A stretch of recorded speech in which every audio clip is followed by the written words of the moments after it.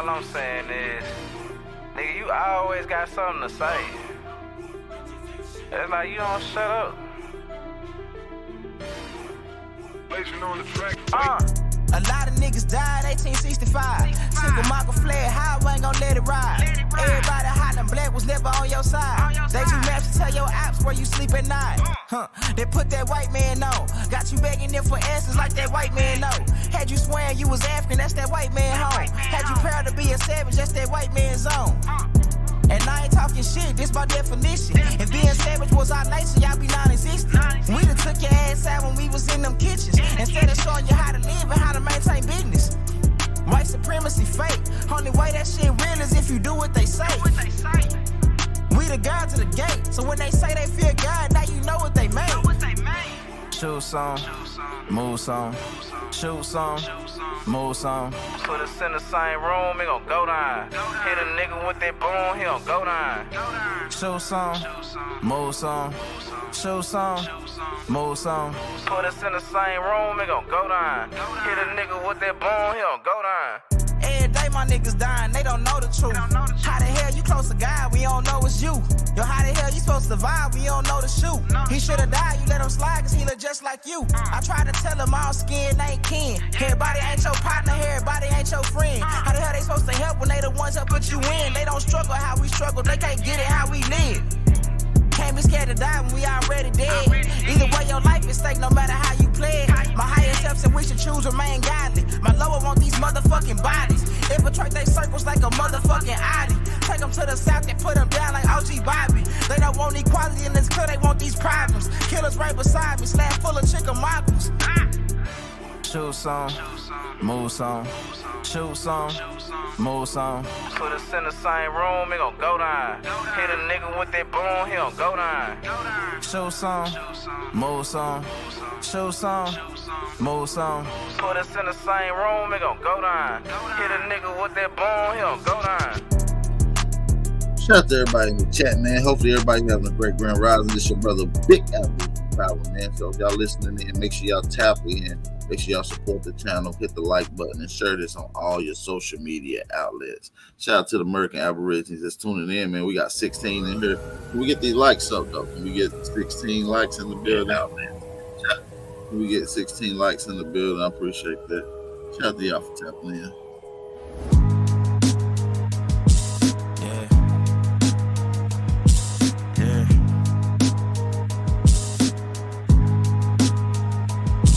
Yeah, rhyme so dope, my eyes low. When you move like God, the time slow. I came back for the blacks and John Doe's. Crack open them land patents, let go of them townhomes. What's a native to a native? Eat $5 dough if he not melanated. Pale faces got you waiting on a savior. Sending prayers up, he texting back on vacation. Yeah, God's children. Give all your praise to Jesus, but how God feeling? He say put no one before him in divine image. It's you with God or Christians. I got a vision, but niggas ain't gotta listen, so they don't. We came from the soil, wasn't fucking with no boats. Bible took our spirit, English plotted on our homes. Tribal families turned on us, don't act like y'all don't know. But fuck them and they grudges. We was something turned to nothing. And now we nothing's turned to somethings. Reincarnation of angels, fresh up out the oven. This the message to the black man. This the message to the black man. This the message to the black man. This the message to the black man. Shooters on my roof, lawyers in the coop. We can never die, bitch, we bulletproof. This the message to the black man. This the message to the black man. Say you wasn't slaves, you was prisoners of war. You stop wasting your time, these other bitches ain't important. You ain't meditating, you ain't mating with the sauce. Like what the fuck's a noodle if you ain't painted with the sauce? I find it hard to trust the pastor who rather side with the master who preaching we should then capture about how we should wait on God. It's never our vernacular. They get paid and praised by the dollar long as they keeping us stagnant. And niggas think they woke, huh? Like you could change a whole world through a vote, huh? Like slave masters willing to let they slave go, huh? That slave master was probably your kinfolk, huh? History in reverse. A black king strategy where blacks were your majesty. They always had the pyramids but point to where the castles be. Aristocracies with your last name patented accurately. Make sure you hit that like button. And I ain't even share the telling live half the stream. shit. Support the channel, man. Like, I ain't even tell a quarter of the shit. The $1 challenge still is in effect. I'm just getting started. Shout out to Chief Holiday. Y'all niggas rap about busting guns and all this weird shit. I'm trying to get my people back, nigga.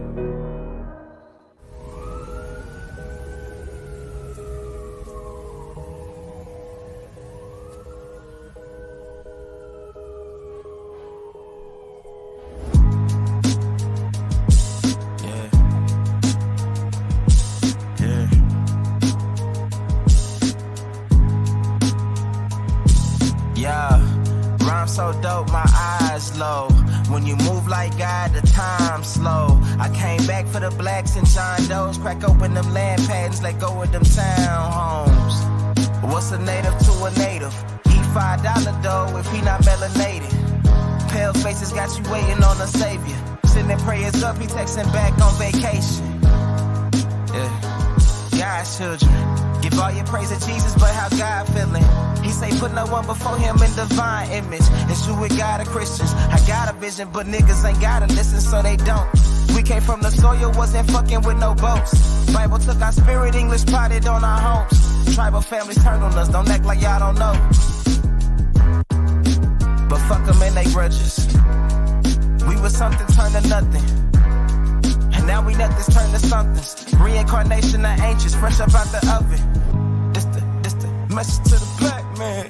This the message to the black man. This the message to the black man. This the message to the black man. Shooters on my roof, lawyers in the coop. We can never die, bitch, we bulletproof. This the message to the black man. This the message to the black man. Say you wasn't slaves, you was prisoners of war. And stop wasting your time, these other bitches ain't important. You ain't meditating, you ain't mating with the sauce. Like what the fuck's a noodle if you ain't painted with the sauce? I find it hard to trust the pastor who rather side with the master, who preaching we should submit while getting murdered and captured. About how we should wait on God is never our vernacular. Shout out to everybody in the chat, man. Before we get started and move on to the next go around, make sure y'all hit the like button. Share the live stream, man. Look like they shadow banned me this Grand Rising. A lot of people probably got their notifications turned off due to YouTube re-updating. So share the live stream. It's gonna take all you guys to share the live stream. Hey, like I said, we started this last week, a couple videos ago, the $1 challenge, man. Everybody donate $1 to the cause, to the channel, each and every platform, whether it's App TV, Chief Holiday, Sister Soul, the Original Copper Empress, Sister Lyrica, Big Dog, Philly OG. That's the challenge, y'all. So make sure y'all keep up the support. That's the way we support each other in the community. All right, before we move on, I want y'all to hit the like button. I got a nice little set of jammy jams lined up for y'all. Make sure you hit the like button. We'll get right into it.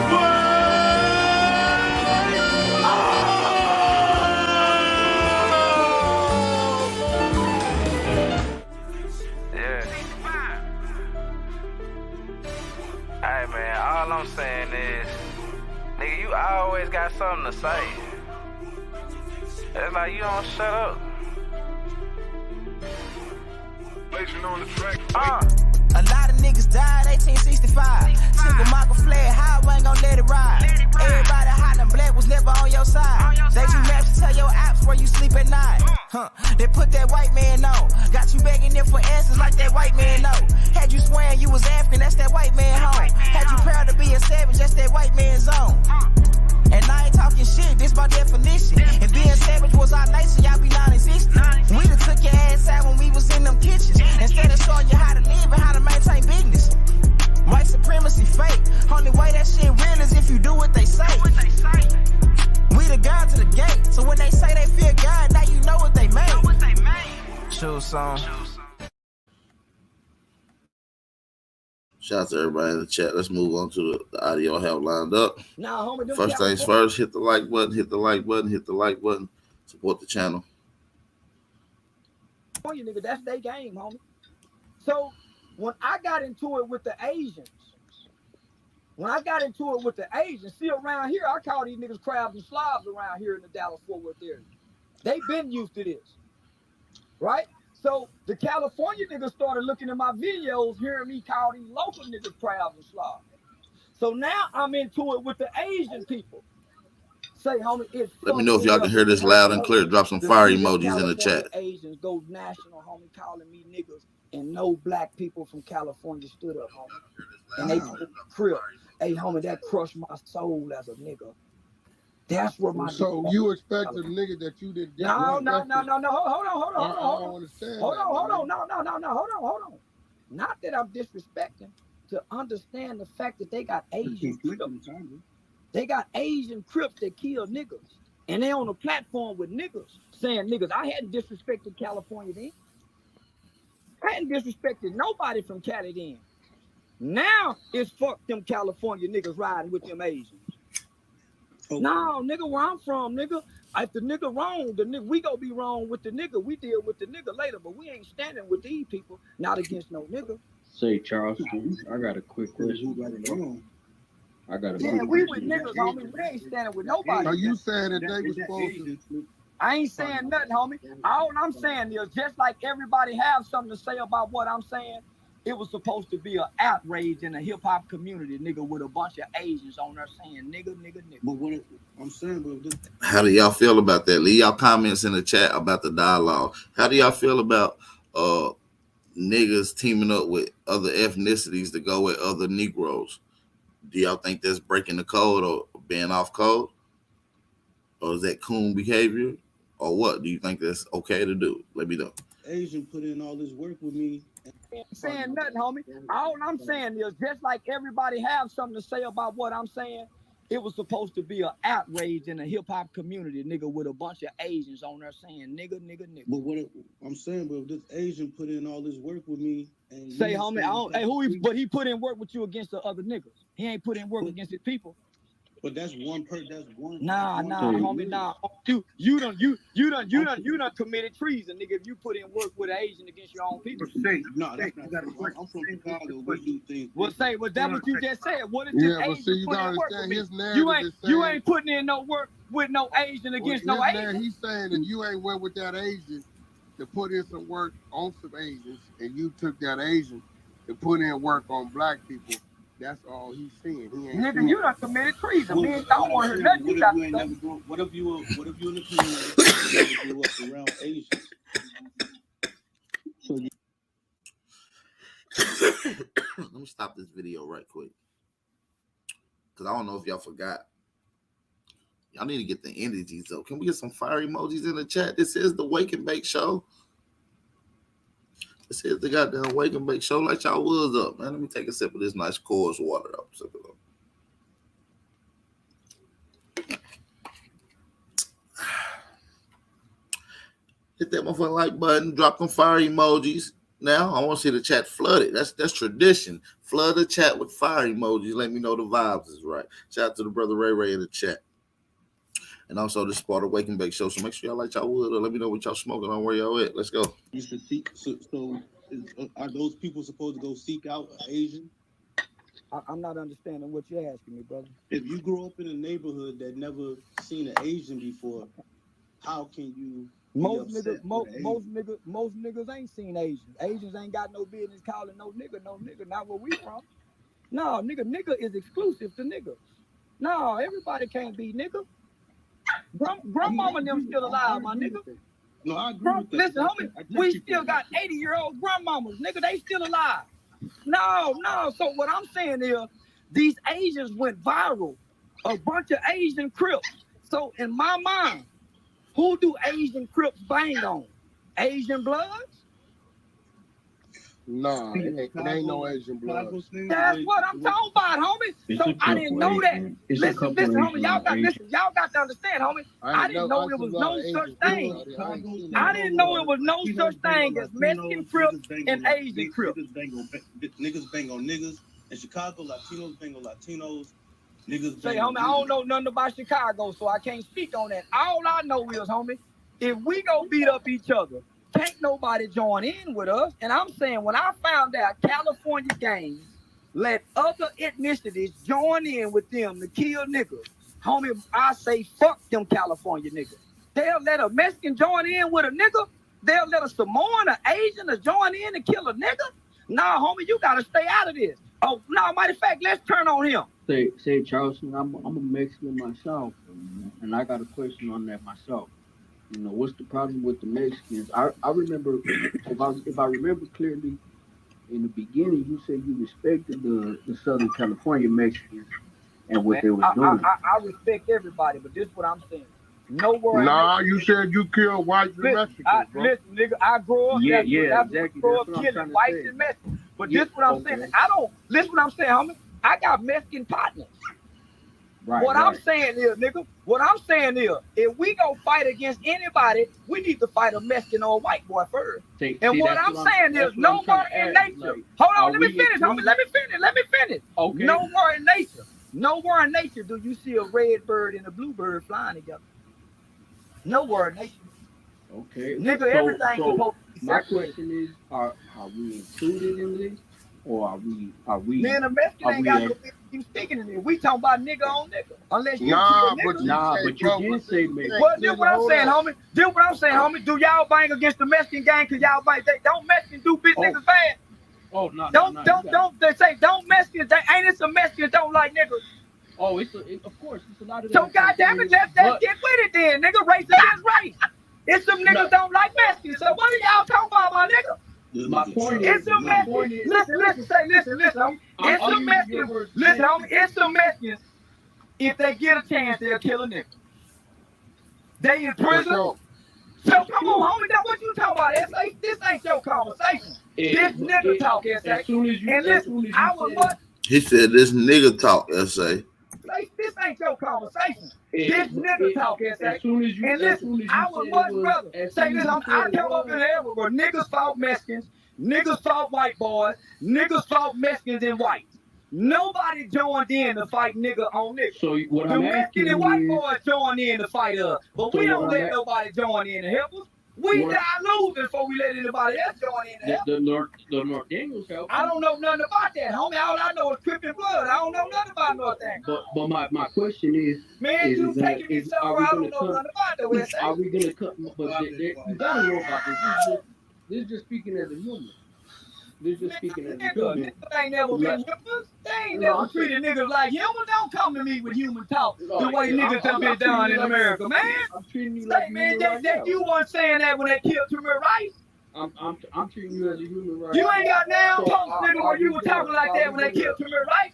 Are we gonna come through as a people, as a human? No. As human. Divide and thrive. Niggas over here, black folks over there, wetbacks over there. Pikers over there, black folks over there, wetbacks over there, Pikers over there, messy black folks over there, wetbacks over there, Pikers over there, messy Americans over there, Jews over there, nation against nation. Nigga, Dr. King tried that shit. It didn't work. No, nigga. Hey, look, hey, Charleston, look. You know you fucked up with me though. Hold on, let me speak right quick. I'm not here to bash. I'm gonna skip this conversation up just a little bit because I just want y'all to hear the opening premises, and then WACK 100 gets in on the conversation. Let's listen to that. Drop some fire emojis, y'all. Yo, Savvy, you had a question, right? What's your question, bro? Yes, sir. I appreciate you letting me up. What's up, everybody on stage? I had a quick question for you, Charleston, if you don't mind. I fuck with you heavy as far as your general message is concerned and everything. Pretty much everything I've heard you say tonight is absolute facts. I was born in '96. I noticed that my generation simply don't like hearing the truth. For example, there's a large part of, in my generation, there's a large part of the black population who idolizes and even fetishizes black on black killings and black deaths in general. I agree with Charleston White. Niggas just don't like his delivery, and he be attacking these niggas' characters because all you niggas come on with a character name. WACK 100 ain't your name. That ain't who you really is. Just like most of us in this chat up under whatever name we want to go by, whether it's goddamn Al Power, you feel me, Big O. That ain't our real names. So motherfucker attack your character. You feel me? This character you put on, but you know we got to keep it real with who we are as ourselves. You know what I mean? You might not know the Charleston White, you might not know the real Big O or who Denzel is. You feel me? But all this is intertwined. So when one attacks another, you got to be able to stand on the shit that you say as your character, as this influencer. You feel what I'm saying? I agree with Charleston White. He be talking crazy to these niggas, and they be trying to smooth talk this little. Nah, nigga, it don't work like that, nigga. Straight up. Example. Let's be honest. It wasn't a white person or a Hispanic or an Asian person who killed King Von or Nipsey Hussle. But yet, if I were to bring that fact up in general conversation amongst my peers and my teach a nigga when you get the girl pregnant how to go to prenatal care. So it wasn't no instructions. It wasn't no teaching, homie. It ain't never been no structure with the Crips and the Bloods for the BGs to listen to the OGs. Yeah. You listen to the OGs, homie, because they was bullies. Not out of respect, homie. Come on, homie, that is true. Because if it wasn't true, the young niggas will be listening today. What about the king of all kings, Jeff Ford, who changed his name to Chief Malik? And, you say who? Chief Malik. Man, I don't know nothing about them, nigga. Who is that? I don't know him. Who is he? What do he do? What gang he come? I don't know nothing about them. That's the king of the Black Peace Stones. Man, I ain't never heard of them, nigga. We only know Crips and Bloods. I mean, don't know about no Black Peace Stones. It's some blood. We don't know this, homie. We don't know nothing about no Peace Stone, no gangsters. They didn't Hollywood us with those. Nigga, they gave us blood. And he's saying like the Crips and Bloods haven't produced anything. They've been a violent, terroristic. And he came back with a black liberated mind, but Tookie and them was already. And they were bullying people. Tookie was. The Bloods originated there. Pacino, I done been with all the originals. I done heard them all about what they started, man. Fuck what it started. Look what it's still doing. In 72, they've been killing. Bro, but you said they had no structure.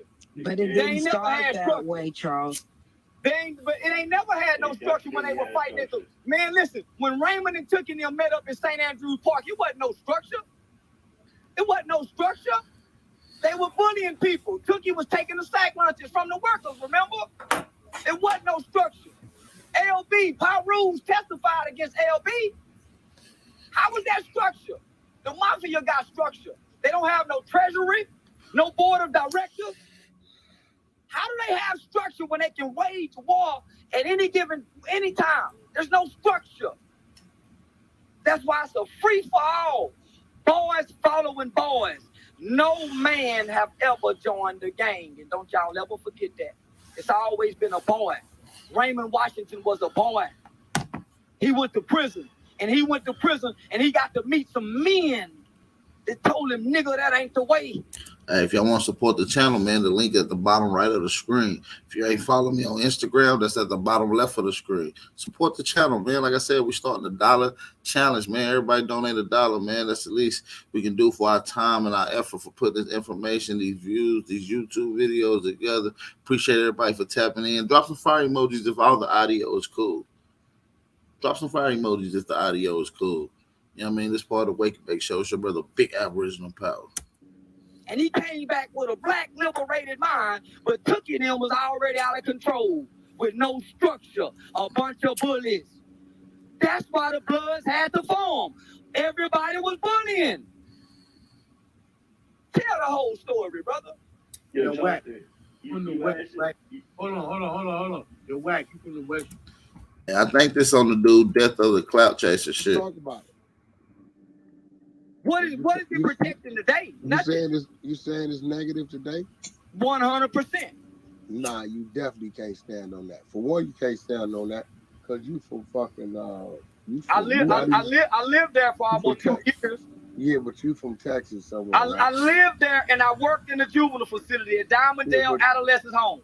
Why wouldn't I see it? I don't know what that place is. Well, look it up. Look, you can Google it right now. It's when they come out of the YA. Yeah, I got Listen, I go to Central. I lived on Imperial in Vermont, in the heart of the Devil Lane Bloods neighborhood. I lived on Imperial in Vermont, and I walked them streets every day. So you can't tell me what I done seen, my nigga. Streets as a normal dude. Say nah, homie. So listen. If I walked as a normal dude, how did I meet all these originals? bro. First of all, Baba Lou is what, 65 years old? I didn't meet Bob. I was introduced to Baba Louis from another original Crip, Hill Pyru. Okay, so what I'm saying is you didn't walk them streets being this loud, bro. And if you was living out here right now, you wouldn't be talking this shit. I had no reason to be this loud because I didn't have a problem. Listen. If I lived in California like I'm from here, if I was from California like I'm from here, I'd be just as loud, nigga. So you telling me if I was from California like I'm from Texas, I would be just as loud. So you answered the question. You wouldn't be. Yeah, because I would loud. Listen, California. Shout out to the brother Kevin Gilbert for the cash out donation. Shout out to Kevin Gilbert for the cash out donation. Shout out to y'all, man. Like I said, the $1 challenge, man, started, man. Shout out to the brother Kevin Gilbert for donating to the cash out, man. Appreciate him. Make sure y'all support the channel. Don't let Kevin Gilbert be the only one to support Big Aboriginal Power channel today. Appreciate y'all. California looked over here at me. Nigga, that's all I'm saying. California looked over here at me. And nigga, they got what they were looking for. Nigga, fuck y'all. Y'all bullies. What you mean we bullies? Just y'all bro, gang banging you and watched bullying. The motherfucking movie and decided. Nigga, gang banging is bullying, nigga. No, it ain't. No, it ain't. Come on, homie, gang banging is bullying, homie. All you niggas is cowards in them gangs, homie. Who we bullying? Each other, the community, the people at the store, the bitches, brothers you fuck with, the houses you live in, the parks you lay in, the corners you sleep on, the corners you sleep on. He going in on listen to Charleston White, y'all. He about to go in. I ain't gonna let this shit ride out. Then we're gonna switch to the next set of audio he got. Shout out to Beethoven for the cash out donation as well. Appreciate it. You know what I mean? Appreciate it. Appreciate all the support. Shout out to Beethoven once again. Shout out to Kevin Gilbert for the cash out donation. In them gangs, homie. Who we bullying?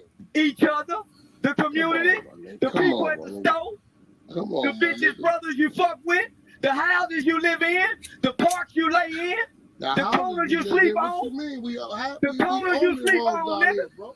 Not big. Well, you can't bully no more, nigga. You was 6'9", so I ain't talking to you, nigga. Stop personalizing.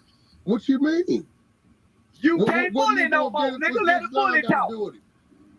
You can't bully no more, nigga. You up here with me in the industry, nigga. No, yeah, let somebody else talk, nigga. Me and you can do it some other time, nigga. You don't do nothing. You both know you don't. Say listen, all you gotta do is pull my resume on the accomplishments I done done. Nigga, I really do what you niggas talking about on here doing, nigga. Change the law. You both know, Charles. Really do what you niggas talking about on here doing, nigga. Change I done done.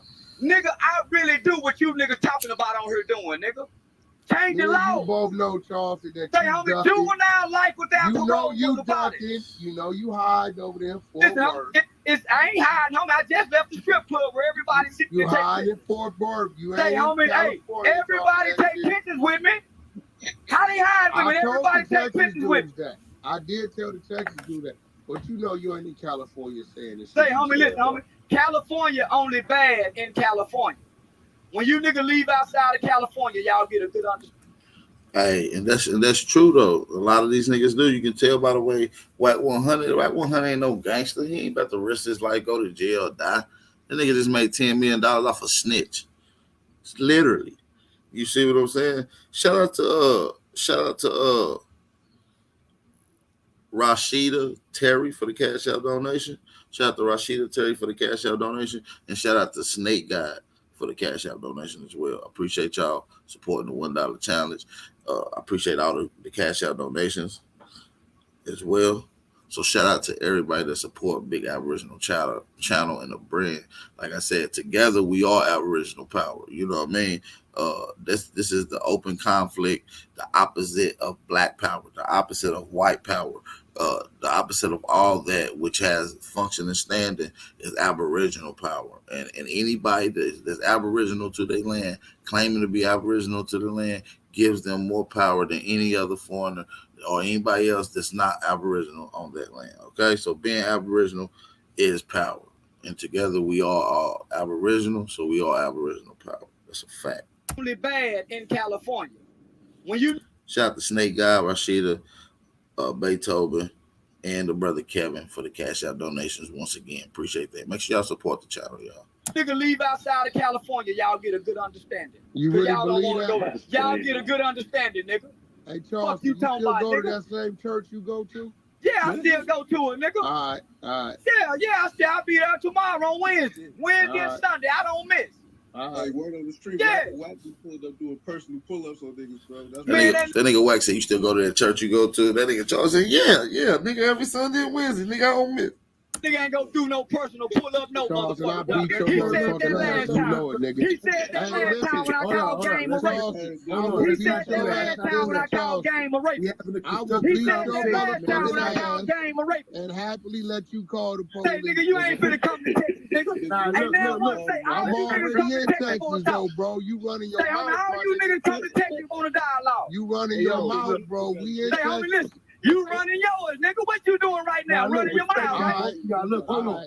Yeah, nigga, you bitch ass niggas ain't gonna do a motherfucking thing, nigga. Coward ass nigga. You the rapist, my nigga. You the rapist. Hold on, Charles, hold on a second. Charles, you the rapist.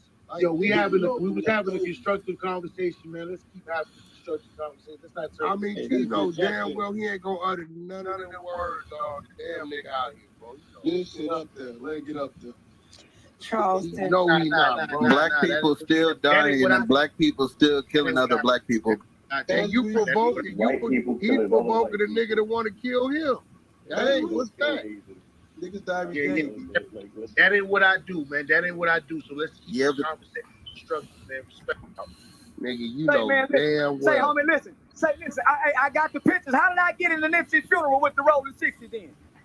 What you mean? It was at the fucking Staples Center. You was at the Staples Center. I rode in the car. I rode in the car, nigga. And was you in there talking shit? Fuck no. You was crickets. Nigga, your ass there would have pulled Nipsey out the casket. Go look on my national Facebook page. Yeah, it's all documented. Was you talking shit? Yeah, you talking shit and ain't nothing happened to you. So what makes you think won't nothing happen to me, nigga? You way weaker than me, nigga. Nipsey you way weaker than me, nigga. Ain't nothing happened to you. Hey, listen. You said some shit about Nipsey. Didn't nothing happen to you. No, I didn't. I talked about music. Right? I never would say nothing about it. Don't stand on it, nigga. Okay, well go you find said it. Go some find it. disparaging remarks, nigga. Go ain't nothing happen to you. So what makes you think it's gonna happen to me? My nigga, what you mean? I ain't gotta find it, nigga. You know what you said, nigga. Nipsey wasn't alleged music. Yeah. You nigga stop, nigga. Stay touch up. It wasn't nobody talking to you, nigga. It's me and Wack talking, nigga. Let Wack can handle it. He all right. You know damn well you wasn't in that funeral saying nothing right. You know that. Yeah, Wack all right. He can handle it. You know you was not in that funeral talking reckless, bro. Well, listen. I had no need to talk reckless, homie. I went there to learn the man. And when I went out there, why leave the funeral talking reckless about it? Well, I didn't leave the funeral talking reckless. I left the funeral praising Earmus. See, that's the difference, nigga. Fuck the character Nip, nigga. I learned about Earmus, who his mother talked about. Fuck Nip, homie. I learned about Earmus. I've been saying that for 4 years now. Y'all need to learn about Earmus, homie. The nigga that like astrology. When he was 11 years old, he went up to the big Rolling 60, homie, since y'all didn't know. And his name was Earmus at the time. And I think before he was Nipsey Hussle, he was another name. So he tried to change his name to name. But the real name, Earmus, never changed. But the 11, 12-year-old Earmus went up to Big Sight. Psycho Mike, I think his name. Rolling 60 guy. Raymond Washington's best friend. He said, hey, big homie, can I ask you a question? He said, he said, yeah. Big homie, why you gangbang? And this is a private conversation between me and Big Mike while he dropped me off in the Denver Plain Bloods neighborhood. And he said, I told him because I was born a gangbang. Now he said this 11-year-old, 12-year-old kid by the name of Earman said, big homie, when I grow up, I'm going to take care of the hood. See, Nip didn't have that desire. Get the fuck out of here. So yeah, I know. But I've been telling this story. I've been telling this story but that's for 4, 5 years. My nigga. Yeah, I've been telling this story for 4, 5 years. You didn't get it from a 60, homie, listen. I've been telling this story for 4, 5 years. Just documented you on didn't Facebook. Get that from a 60, I got it from a 60, homie. Homie, listen. Say that's how I met Raymond Washington's daughter, because I was over there at the house with him, homie. Ask Ray Wade. What Ask Raymond Big Mike Washington's say. daughter got to do with Cause they was there when he gave me the ride home, homie, and got the conversation. Yeah, but yeah, bro, I wrote about it in the journal, homie, and then I put it on Facebook, and I got Big Mike, and he let me. Hold on, listen. And Big Mike let me take pictures of the 1969 tattoo on his arm, homie. So wouldn't nobody believe I told his story, but the people that know his tattoo. So he let me take pictures of it, my nigga. So how do we how you no, respect Mike? Listen. So how listen, you respect Mike is a violent. No, you said I'm making this up. Hold on. He let me take pictures, and I got pictures of his that day, nigga, stamped the day of Nipsey funeral. So when you going back out there to see Psycho Mike? I'm a big star now, nigga. You see, you talking to me. I was a nobody then. When you going to see him again? Say listen. I was a nobody then, nigga. I'm a big star now. When you going to see him again? Soon. I heard you ain't been over there. Over where? Shit, over there. I just left. Yeah. You know what I'm talking about, nigga, over there. Yeah, you know what I'm talking about. Hey, well, listen, listen. Hey, listen. Hold on. Listen. Nigga, the catching combo. Hold on, listen to me. Listen. If you be quiet, I'm gonna tell you, nigga. You the one saying you rape white women, nigga. We don't rape no. The catching come before the hanging, nigga. Didn't you say my name? Didn't I get you to say my name? Listen, nigga, listen. You know what that little girl said. He got two. He lost his publishing to one little girl. Yeah, he lost his publishing to one little girl. But listen, hold on. Listen, ain't you? Hold on, listen, Mr. Hold on, Mr. Celebrity. Listen, hold on, listen, Mr. Celebrity. Mr. Celebrity. Listen, Mr. Celebrity. Hold on, let me ask you a question. Who was the little girl? Hey, Mr. Celebrity. Hey, Mr. Celebrity. You know that nigga got it. Who is the little girl? Hey, homie, you know that. Why you asking who if he didn't do it? Why you asking who if he didn't do it? Because we never had a rape case. If he didn't do it, why? If he didn't do it, why? We've never had a rape case. It's public information. You the one said you raped women. And I put it on Instagram too, nigga. Where's it at public? Yeah. You talked about it last year, nigga. You talked about it last year, nigga. Don't play dumb, nigga. Show me public record. You talked about it last year, nigga. Don't play dumb, nigga. We can't put no rape. Yeah, you talked about it last year. Don't play dumb, nigga.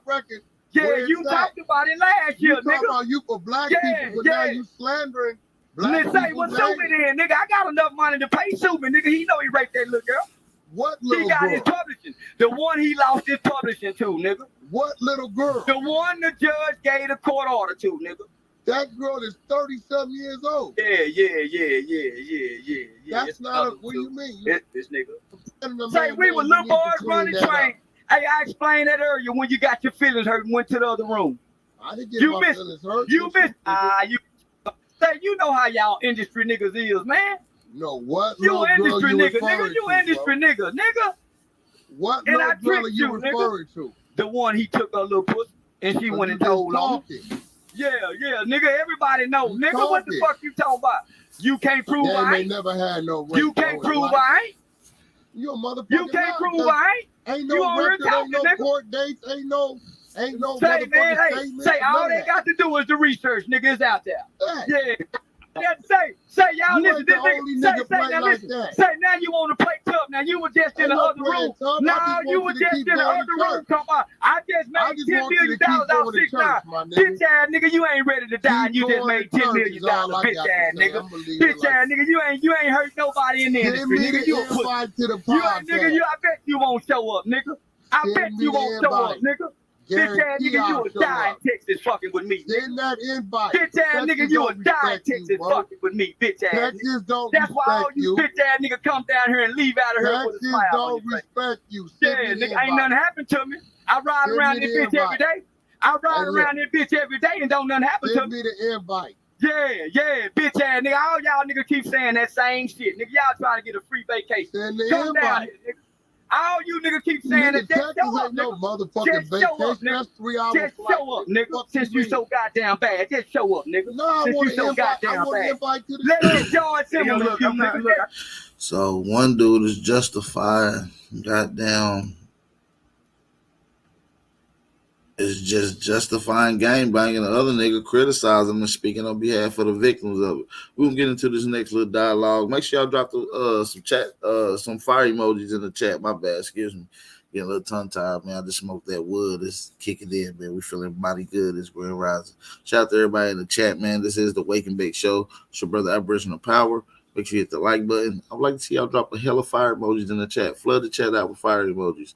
That was some ignorant shit on kind of at the end on both ends, but I understand what Charleston was saying. They attack him by his points of view. You feel what I'm saying? Hey, the $1 challenge is still in effect. Support the channel. If you don't know what the tag is, it's at the bottom right of the screen. If you ain't following me on Instagram, that's at the bottom left of the screen. We're gonna continue this video. Let's get it.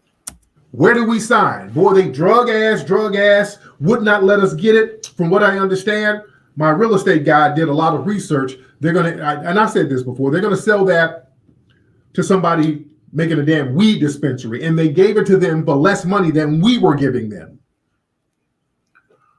We're trying to get a museum. We told them we got the money. And not only do we have the money, this museum is going to be culturally relevant to this neighborhood. They're going to build a damn weed dispensary there. And I think it's some white people who own it. We got to go through this type of shit. You understand what I'm saying? So don't let nobody run this game on us. Don't let nobody run that bootstrap game like they're just working so hard and we're not. They're not sabotaged. All right. And I just want black folks to understand this part of the game. Somebody said YouTube is not putting up online alerts. That's all right. That's all right. That's all right. He said YouTube is not putting out online alerts. They really ain't. They shadow banning everybody. So everybody in here, if you ain't getting no notifications, you just happen to see it because somebody shared it, make sure you go resubscribe, re-hit the notification bell. You know what I mean? Just like you just found the channel all over again. Re-hit the notification bell, re-hit the subscribe button, and it should update you and give you all the fresh alerts. Shout out to everybody in the chat. All right. And let me say shout out to Ivy for the Cash App donation. Shout out to Ivy for the Cash App donation, supporting the cause and the $1 challenge, man. Everybody in the chat should be donating $1 to each and everybody's channel. Like I said, I don't care if it's Sister Soul, Big Dog Philly OG, Aboriginal TV, Jaguar, Omeg, 111 Truth. If you're in the community, you ride with them, you support them for their time and effort for putting out this information, or whether video, whatever, slide, conversation, Q&A, open panel, whatever. You know what I mean? Support the channel for their time, man. Appreciate everybody in the chat. We really appreciate y'all. Hit the like button and share the live stream. We will continue this. That's all right. Yeah, I guarantee that dispensary is not black owned. I'm telling y'all, because we already, my real estate guy found out. That's going to be a weed dispensary down there. A damn weed dispensary. Yeah? But listen, let me go back to the topic. We're talking about how black men and black women, we are intertwined with each other. We are one, ladies and gentlemen. One thing that we are not going to do, ladies and gentlemen, we're not going to let the white supremacists play the diversionary game with us. They did that in the 60s, and that had kind of a negative effect going into the 70s and 80s, and it really culminated heavily in the 90s with that Oprah thing, and we talked about that in the Buck Breaking movie. But listen, they want to keep black men and black women divided. When we stick together, when we fight together, we start making waves, we start making moves. When we work and operate as a black family, that's a power move. When we operate as a black family. I want y'all to understand, a lot of these divestors that we see online, a lot of these women on TikTok, a lot of these women on social media, spreading this anti-black male hate. Oh, we got to divest and go get a zaddy. Oh, we got to get a zaddy. Understand that many of these people are paid ops. We better understand how these folks, the white supremacists, how they're very cunning with the way they get black people. And look, this is why we got to be about economics, because when you are poor or you have a lot of poor people within your group, it's easy for them to be paid off to do some sabotaging. I want y'all to understand how devious these white supremacists are. They have think tanks where they go get people and they pay them to get online to sow dissension. They get people to go online to create this black male-female war. These people are not doing it just to be doing it. Let's be very clear. Some of them are, but a lot of these people are put out here to do that. Yeah, most of the sisters ain't no divestors and all that, but understand, a lot of these people are paid to spew this nonsense and to make it sound like more of a bigger movement than it is, and it's not really a big movement. But they get out here to sow this dissension.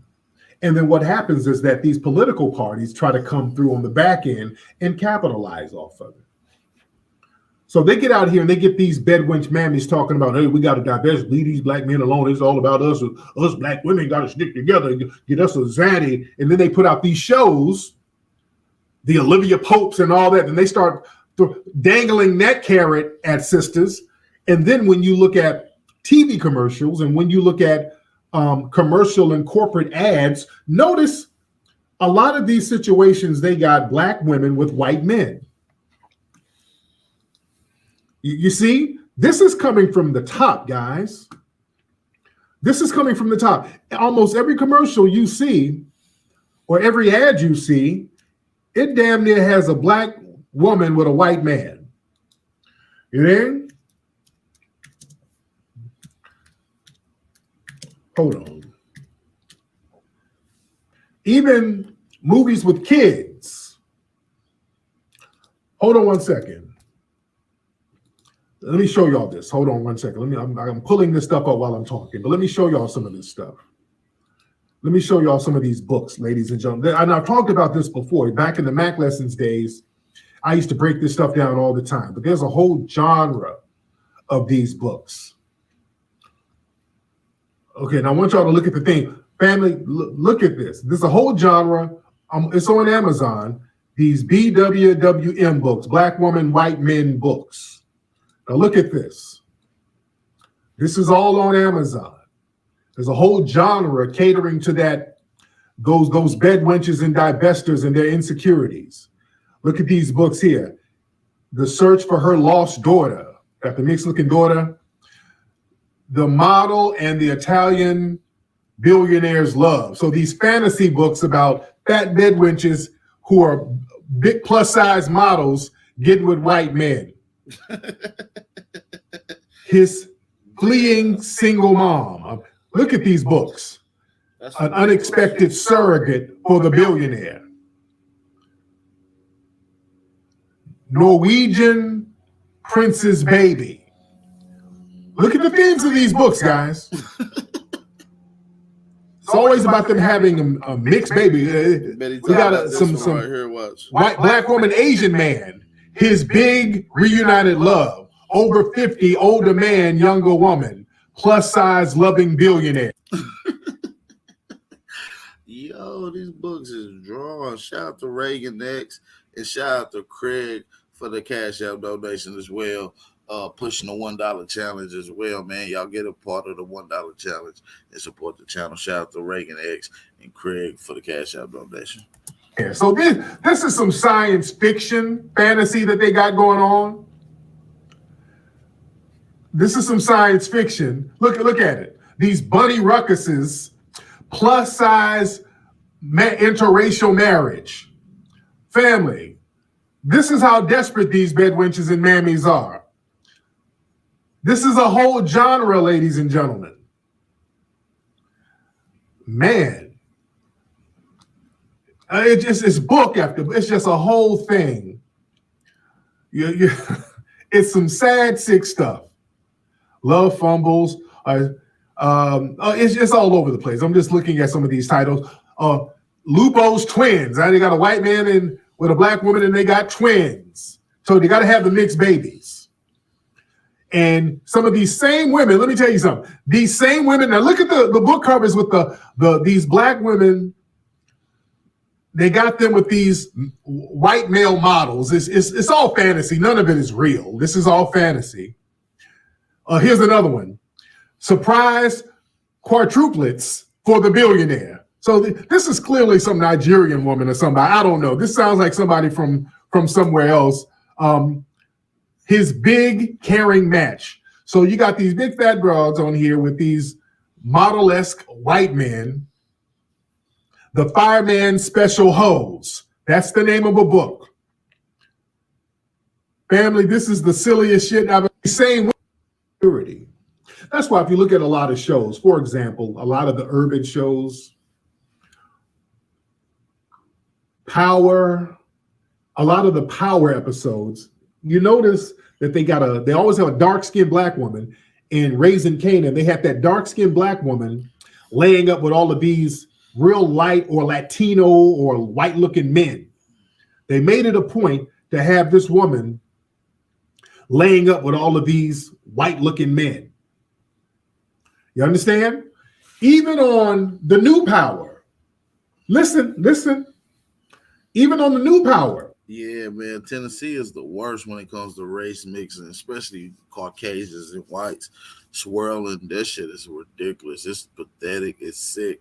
You see these motherfucking niggas smiling and cheesing with their little raw chicken. They be holding that raw chicken hand to hand, walking down the street, cheese. I'd be like, look at these sick motherfuckers. And it was something. Can't be for black people when you ain't laying down every night protecting a black woman, which is going to give birth to this Aboriginal nation. If you're not for the Aboriginal cause, if you're not laying and dedicated to an Aboriginal woman, if you're not protecting an Aboriginal woman, that's going to give birth to the Aboriginal nation. Other than that, you niggas coons, man. Thing that kind of threw me off, the Mary J. Blige character. Do y'all notice on the new Power, the Mary J. Blige character, she's a drug dealer, very cold-hearted drug queen pin. Shout out to the Power book, too. If y'all ain't been catching up, I have been watching it. I usually don't watch TV too much, but I've been watching the shit out of it. It's real good. But I noticed Mary J. Blige like these Mexicans. They got her dating all kind of motherfucking Mexicans, all her kids about Mexicans. They always got her booed up with a Hispanic dude. You notice that? Her husband is in jail. He's a Hispanic drug lord who's the father of her kids, but all the kids look black. Yeah, they look like you dig? That makes no sense. But then Mary J's character was having an affair with a Hispanic cop. So now in the latest episodes, they got another Hispanic drug kingpin who's acting like he's all falling in love with her and he misses her. He knew her back in the day. And that was kind of throwing me off because in the Power episodes, the more recent ones, I got to see tonight. I haven't seen today's episode. I'm gonna watch that. But they had one guy, and it wasn't believable. They had this Hispanic kingpin. He was like, "Oh man, what's Mary J's character in the show?" Monet. He was like, "Yeah, I had to find you. I miss you. I want to build with you again." And whoop de whoop, and that was just taking me all out. Listen, spoiler alert, that dude that she talking about is the other baby daddy to Mary J. Blige. The little nephew that Mary J. Blige called Zeke that's going to the NBA is really Mary J. Blige, that Hispanic dude's son. Boom, spoiler alert. For one reason, it was taking me out because the chemistry was very, very bad. The chemistry between her and these Hispanic men is horrible. There's no real chemistry. Also, why would any dude, who's especially a drug dealer making all this money, be all head over heels for a cold-hearted, older drug queen pin? Why would you be all head over heels for her? Mary J's Monet is right. Yeah, Monet. Taheda. Yeah, Monet. That's her character. Now, Monet, there's absolutely nothing appealing about her character that would make somebody want to fall in love with her. Yeah, there's no chemistry. Her character is cold. She's a cold-hearted, emotionless drug queen pin. There's nothing about her. What's going to make a dude go head over heels for her ass? Yeah, don't be matching up. I'm like, this ain't no real chemistry here. I don't believe it. Yeah, I don't believe it. I'm like, if I'm a drug dealer, If I'm a drug, yeah, I'm thinking, okay, in terms of hustlers. If I'm a drug dealer, yeah, I don't want no. I got a lot of money. If I'm out here trapping, I got a lot of money. You know, let's keep it a buck. I'm looking at this. I'm like, this ain't realistic. This ain't realistic at all. Wait, Tanya Sims said, aren't my kids mixed? How the fuck? How my kids mixed with 2 black parents, sweetie? No, my kids have 2 black parents. None of my children are mixed. None of them. I have 4 children, 1 on the way. I'm going to have 5 kids in a few months. None of them are mixed. Every one of my children are black and beautiful. But thank you, Tanya. Now, what's your name? Toya? Hold on. What's her name? Tanya Sims. Okay. Now you have a cartoon as your profile picture. And usually big bone broads do that. Now you sound big boned. You sound very big boned. And you sound upset that we probably called you out and you're projecting.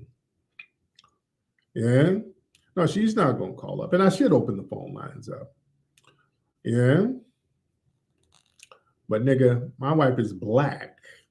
You understand? In the Caribbean, where y'all from, all of that mixed shit, that has something, that has stock there.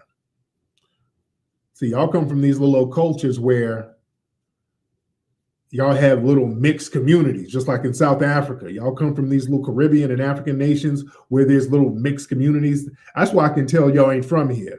Well, that person's mixed. That don't mean shit. That means they're black. Over here, over in South Africa, where you're from, or wherever you're from, there's mixed communities where that means something. The mixed people are the white people in your community. Yeah. So yeah, don't project your tether shit over here. Don't start projecting your tetherness over here. As foundational Black Americans, black is black. There's no mixed communities over here. Now, ma'am, I know you're big boned, and I know you want you a zaddy, but don't shoot the messenger. Don't try to bring my wife into it, my black and beautiful wife and my black and beautiful kids. Don't try to bring them into your projection. Oh, wait a minute, you talking about me? I got a baby by a Mexican? Yeah, you just say you got a baby by a Mexican and keep it pushing. All right, ain't nothing wrong with that. Ain't nothing wrong with that. The baby likes collard greens and pinto beans. There's nothing wrong with that, but don't project. Don't project, ma'am. Don't come up here projecting on us. And ma'am, I recommend this book to you. All right. The Big Caring Match. That's your ass on the cover. That is you on the cover projecting, Tanya. You projecting about having a zaddy. Don't you project your bullshit onto me, dear. Okay? We are black over here. We are black over here. You understand? Now you probably got a poor white man that comes fuck up on you. He comes tap that big ass every now and then. You got a poor white man, you dig, who's smashing every blue moon and leaving your house smelling like wet dog. And you got to explain that with your little nursing uniform on. I get it. But don't project over here. We're all black over here. Don't try to justify your shit by talking about what we got going on. Yeah. You got you a white man over there who's milking you for meth money. Y'all be going over there. See, there's a big misconception that only the brothers, when they go white, when they get white broads, the brothers be getting the sloppy white women and all that. But then the sisters, they be getting all of these Fabio. No. Stop it. A lot of y'all be getting these dirty, funky, dog-smelling meth heads. You dig? In hopes of getting you a little mixed baby. Let's keep it a buck. A lot of y'all be out here trying to get y'all sleep with anything white. Dirty, funky, old. You're fucking with some old George Burns looking white man.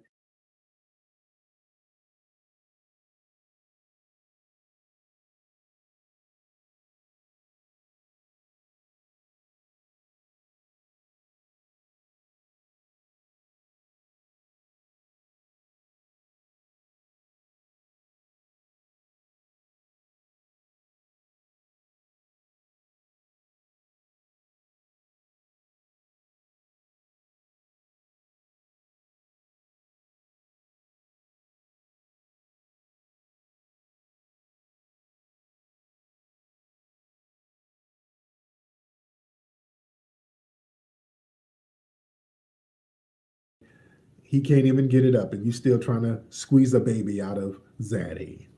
Y'all out there giving that pussy up to Bob at the job. Bob at the job, Bob in accounting, a little goofy white man that you done bent your ass over in the parking lot and let Bob get it in after the Christmas party. You know, y'all just had a Christmas party and Bob was hitting it from the bike. You hopefully you want to get knocked up by Bob. So you can have your little Keisha Cole running around this motherfucker. So don't get mad at me for speaking what it is. Yeah. Don't get mad. See, people, when you start telling the truth, people start trying to project. What about your fight? What about your community and family? No. We still black.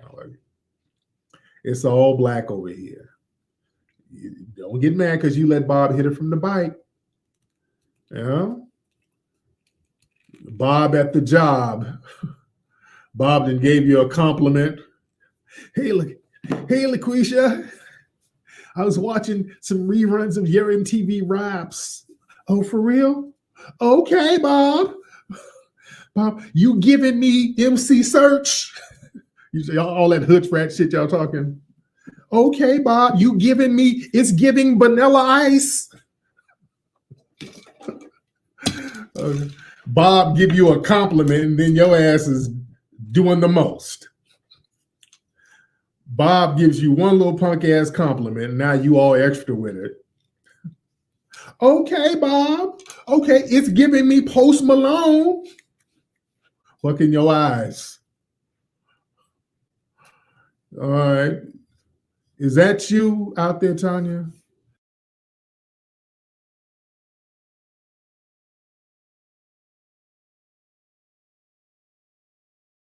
With Bob at the job, Big Bone Tanya.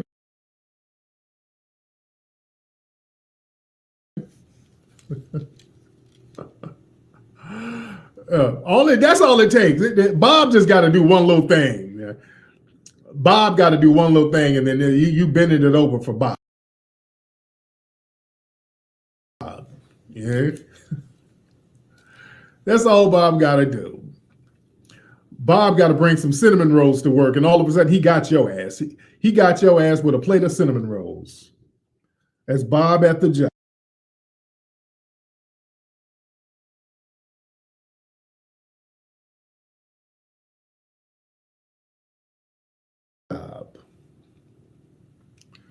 And you got knocked out. That's why y'all see these big hood rats out here with these mixed babies. Like, who the fuck her? Let me tell you something. When you see these hood rats, let's keep it a buck. Hit that like button, hit that thumbs up button. When you see these hood rats with like a mixed baby, because you see a lot of them, you're like, where did she get this mixed baby from? Let's keep it a buck. When you see these hood rats, especially these booger bears, when you see a big booger bear hood rat with a mixed baby, you're like, who the fuck her? Because I know, I can understand niggas not fucking her. I get that, but what non-brother fucked her? You know, where did you get this big old hood rat up here looking like a burnt up Lizzo with a little bitty ass Hispanic baby named Dontrarius Gonzalez and shit? Like, where did Dontrarius Gonzalez come from? Where the fuck is his dad? So either little Dontrarius, he's going to have a Hispanic last name because he done fucked a Mexican. That's where them hood rats, especially out here on the West Coast, they're good for fucking Mexicans. They be fucking Mexicans left and right. They got a whole Rolodex of Mexicans that done fucked up on them. All right. That's why so many black folks out here, you see a lot of black people in LA with Hispanic last names. Either that, they didn't fuck the Mexicans, or they fuck Bob at the job. They done fuck some white man at the job, some broke ass white man, probably some little bullshit ass supervisor, either Jose or Bob at the job. And Bob at the job don't claim her ass. He act like he don't know her. But Bob at the job don't claim shit. That's where they get these babies from. Yeah. Now, Bob at the job, she might hook up with Bob at the job every blue moon, but Bob at the job don't claim her ass. And, but yeah, let's keep it above. See, the divestment game is real. The divestment game is hella real. Yeah. And where we live, there's a lot of Hispanics out here. Shout out to them, Hispanics out here. With her blood discovering. But why, Daddy? That's my hombre. You don't know Spanish. Get your ass over here. The fuck you doing? Saying some happy birthday to Hector. The fuck over here and stop embarrassing me. Man, my kids are very bold. Very, very bold. Yeah.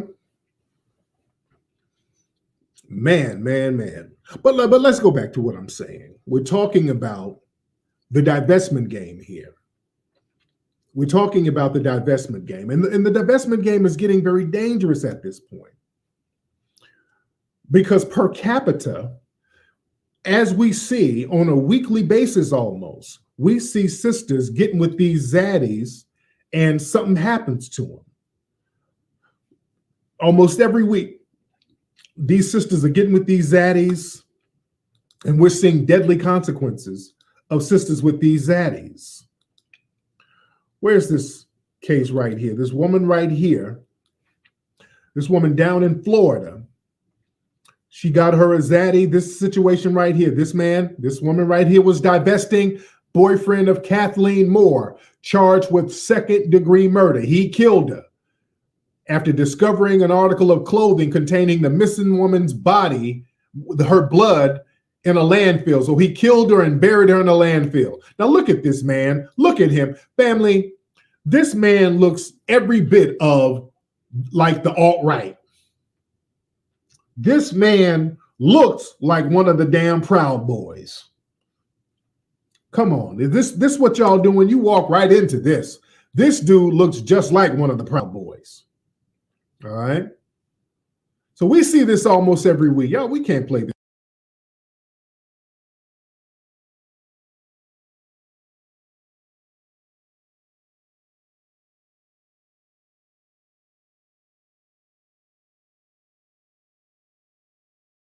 this game, sisters. We can't play this game. That man looks like the Proud Boys. He looks like every other white supremacist that we see out here. Yeah. This guy, let me look at some more pictures of this guy. Hold on. I'm looking at pictures. Hold on. I'm going through different articles. So this is her. The divestors, they always got that divestment look. This is the typical divestment look. Slim, dark. This is him. Got this alt-right looking dude with these tattoos. I would like to see some of his other tattoos. Come on, sisters. Oh, yeah. Okay, look. Dark past. This is guy. Colin Knapp. Knapp's arrest for murder on Monday is not his first run-in with the law. He has an extensive rap sheet that includes dozens of arrests, including for domestic battery, possession of cocaine and meth, and reckless driving. 2010, he was booked on felony count of aggravated battery. Domestic battery, oh man. Just tons and tons of domestic battery charges. Having oxycodone, cocaine, other paraphernalia. Again, they get these druggy, meth head, white supremacists. Man, is that what y'all divesting to, sisters? Is that what y'all getting? Come on now. There's some bedwenches look over that like, oh shit, that's a challenge.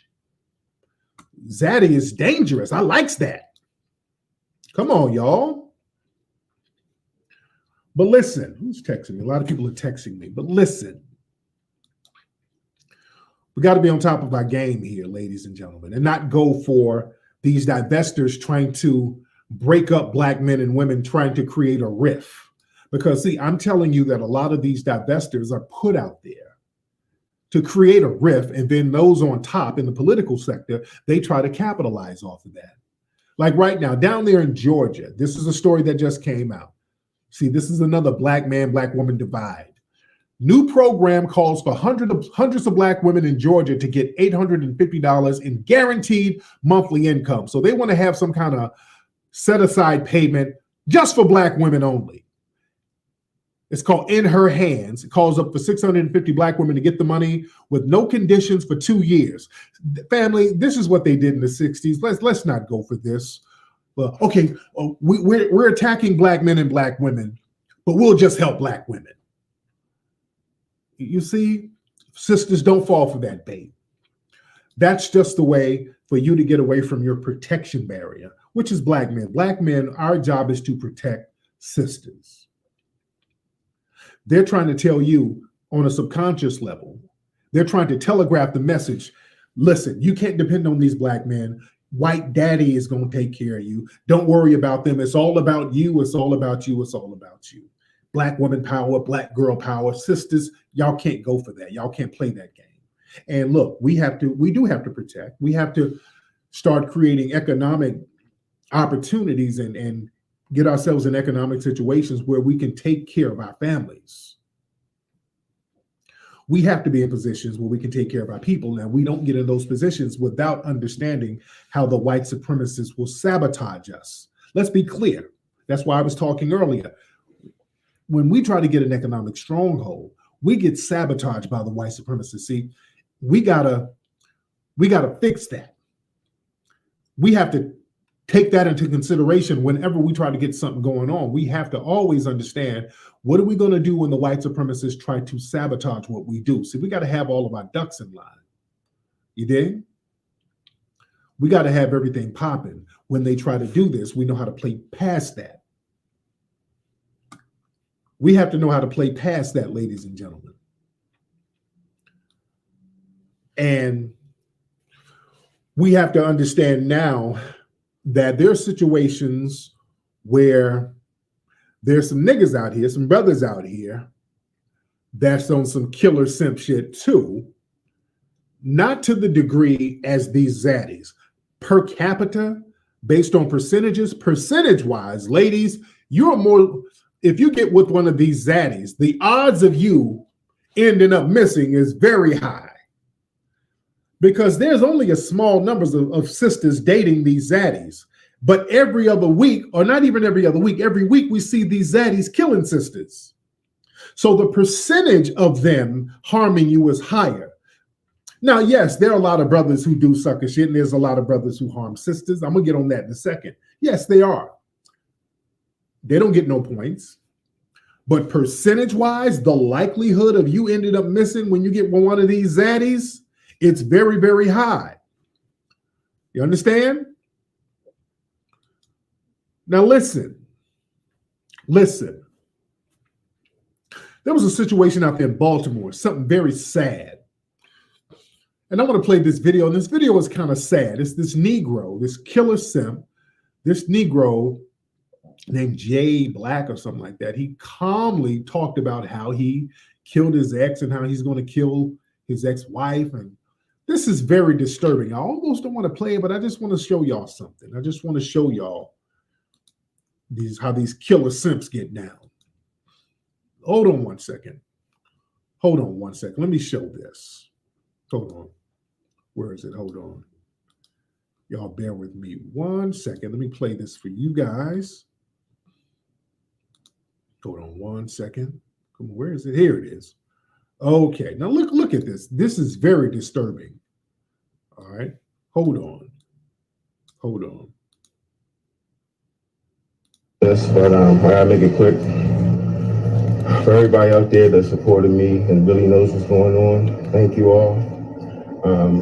I've been going through a custody battle I've been going through having my ex-wife say I molested my children and all kinds of craziness. Been fighting for custody for 3 years. So, you know, shit has been real crazy. What's up, Oliver? You know about this. Going through it with my ex-wife, blah, blah, blah. So, start dating somebody new, and she got pregnant. And, we got to fight. First thing she does is threatening that she's going to do the same thing. You're never going to see your kids, blah, blah, blah. It's the holidays, man. I don't have no family, nothing. Anyway, I just did something crazy, man. I just shot my ex-girlfriend in the head, yo. Felt like a dream. Like, I never thought I would be that guy. I can't go to prison, so the person that really started my depression and all of this is my ex-wife. So she next, and then I'm going to do myself too. But I just wanted to say this to people. Don't play with people's emotions, man. Don't lie on these men. Oh, here's my ex-wife right here.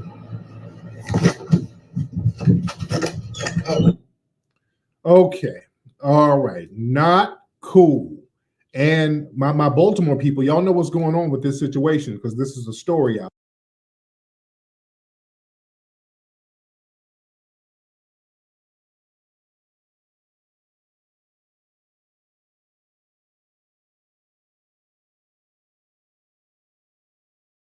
Out here.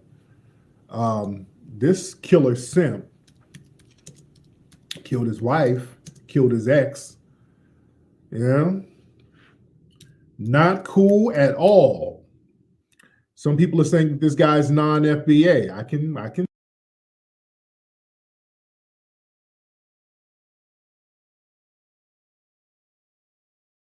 see that. I can feel that. You dig? Yeah. And from what I understand, the children were in the car when this dude did this. You dig? This is a killer simp. And he's talking about his depression and all of this stuff. Now listen, this guy was in the medical field. This guy was in the medical field. Let me show y'all something. This is video of this guy. There's other video of this guy teaching people about nursing machines. This guy, let me show y'all something. Look at this. This is the same guy right here. This is Jay, like a couple of years ago. Hold on. This one here is actually the most liquid solid. So he's teaching people about some kind of nursing machines or something. And hold on. This is him. This is him right here. Okay, this is him a couple of years ago.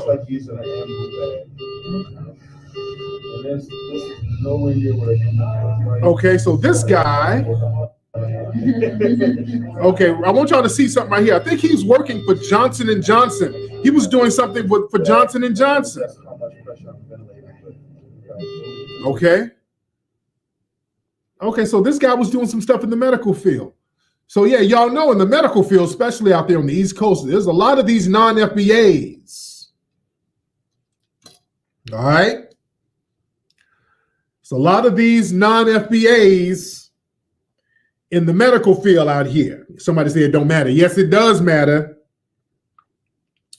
Yes, it does matter. No. Somebody said, oh, it don't matter if he's not. No, it does matter. Oh, it does matter.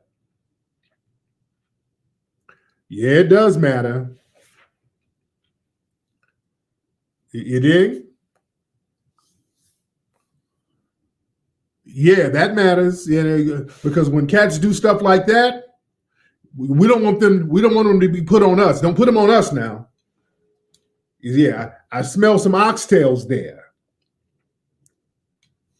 Yeah, but yeah, this dude worked for Johnson & Johnson. So what's going on with? I'm looking at all of this stuff. I'm looking at all of it. You never know. You never know what's going on with some people. We got a lot of folks in the room. Listen. Did this dude get an injection or something? Yeah, he works for the medical industry, particularly Johnson & Johnson. Did they inject this nigga with something? For him to just calmly flip off like that? You dig? This dude worked in the medical industry, dude. And this dude, all of a sudden, he's mentally fucked up and he does this?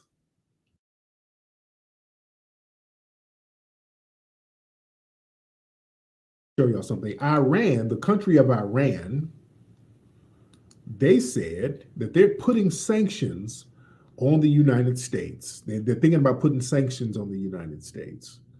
Where's this article? Right here. And I want y'all to understand why they're doing it. Okay, this is an article that came out. Iran threatens sanctions against U.S. over treatment of Black Americans. An Iranian judicial official said that the Islamic Republic is concerned about police brutality against Black people in the United States, citing the murder of George Floyd. So now people, we got to understand when people are being strategic, all right? We got to understand when people are being strategic or when they're being genuine allies. Now, this is what I call a strategic clapback. And they did this because the U.S. tried to put some sanctions recently on Iran.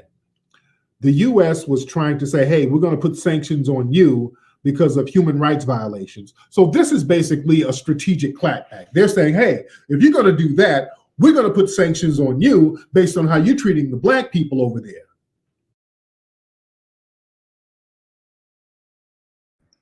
They making it collateral damage at this point. It's collateral damage at this point. Tyreek be going in on some shit, man. I ain't gonna lie.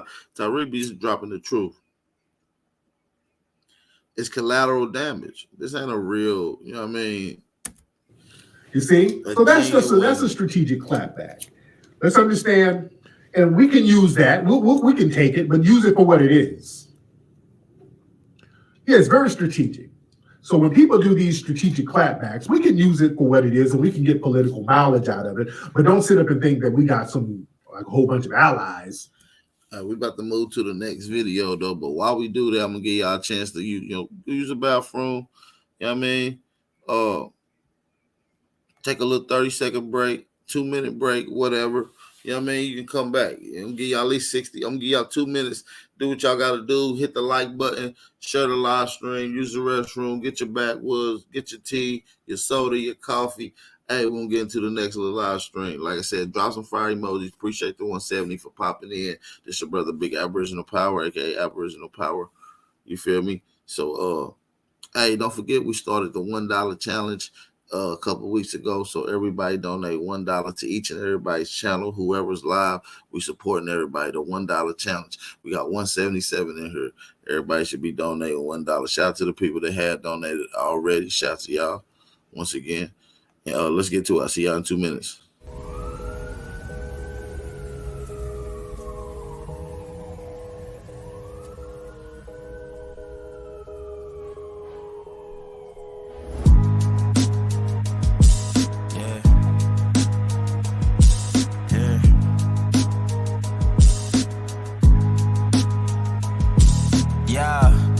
So dope, my eyes low.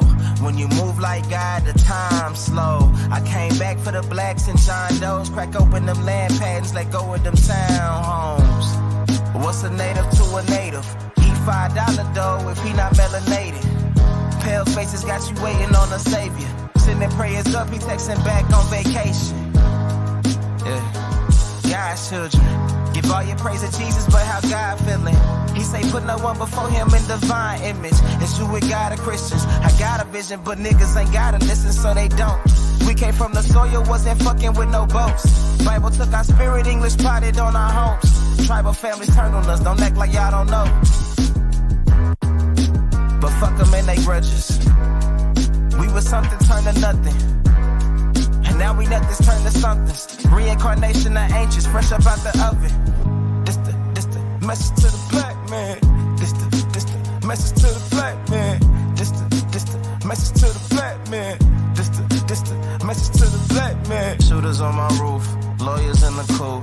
We can never die, bitch, we bulletproof. This the message to the black man. This the message to the black man. Say you wasn't slaves, you was prisoners of war. And stop wasting your time, these other bitches ain't important. You ain't meditating, you ain't mating with the sauce. Like what the fuck's a noodle if you ain't painted with the sauce? I find it hard to trust the pastor who rather side with the master, who preaching we should submit while getting murdered and captured. About how we should wait on God is never our vernacular. All right. That was a 2-minute break, man. Hey, this is the Wake and Bake Bill, man. Hey, before we get into it, I'd like to see what's up with y'all and get the shout out to everybody in the chat. So the way we can holler at everybody, man. Let me know where y'all at this morning, where y'all watching and this live stream from, and what y'all smoking on this Wake and Bake. You understand? Tell where y'all from. What y'all smoking on this Wake and Bake. Shout out to Ron Moore for the Cash App donation. Shout out to James Williams for the Cash App donation. Shout out to Clarence for the Cash App donation as well, man. I really appreciate y'all brothers and sisters for supporting the channel, man, and the movement. I really do appreciate that, man. Shout out to y'all. We're going to continue this, though. We got a fire-ass live stream. Keep going. We got to actually, I'm going to end it on a nicer bill. Probably have an open panel about the discussion that we're now about to get into. So shout out to y'all, man. Shout out to Tamika Green. Shout out to everybody in the chat. Let me see. Atlanta, Smoking on Zai. Okay. Sin City, Gelato 13. Okay. New York City, Mumble Juice. Talk to me. Carolina's in the building. DC in the building.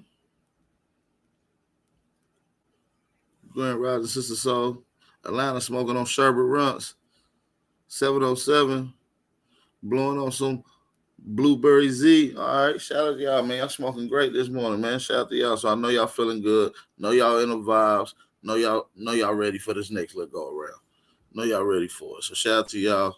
I know we about to get it cracking, man. Who else we got in here? Somebody said Dawood said Runts. Long Beach, Truck, Rain, San Diego. It's Rain, 504 in the building. Shout out to Browns Flat Power.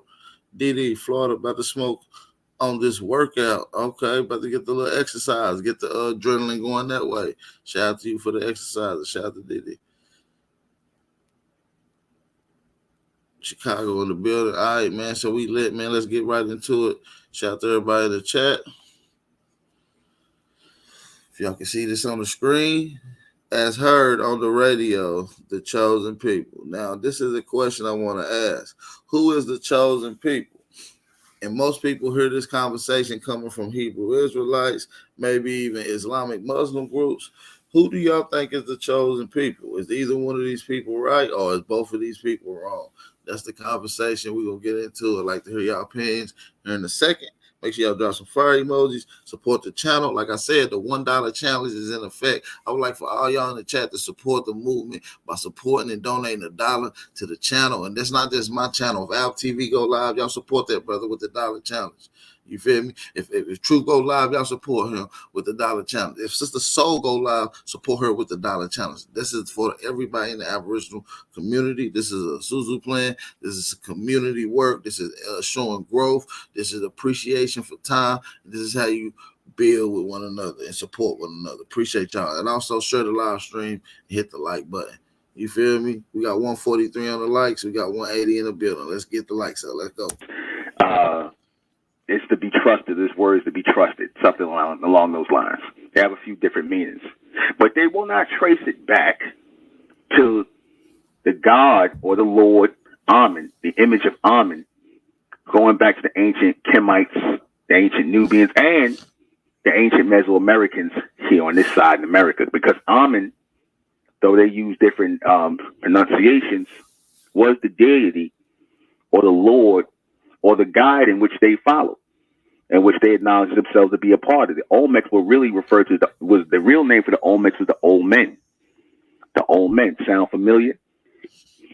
And it makes sense, because if you look at a lot of their way of living, how they built from pyramid structures and whatnot, and mounds and things like that, it's the same building and set up in Egypt as it was in Mesoamerica. Same thing, and they know it. Same architecture, same structure, so of course going to be the same deity, right? I was watching this documentary where they spoke about the cult of Amen, right? In the ancient world, the cult of Amen, meaning that these were people who were living amongst people who bore witness to and acknowledged themselves as part of that community of Amen. And they were very wealthy people, very powerful people, very priestly and stately people, right? They even talked about these people when it came to that Pharaoh Uncle Aunt, who wanted to go off and do his own thing and start some nonsense called Artanism, right? Against wishes of the, as they say, cult of Amen. Because it's funny how they say that there were many different deities and that the so-called Egyptians, and they dealt with many gods and deities and whatnot. But you made reference to this cult of Amen, and you made I didn't hear about no cult of Bes, no cult of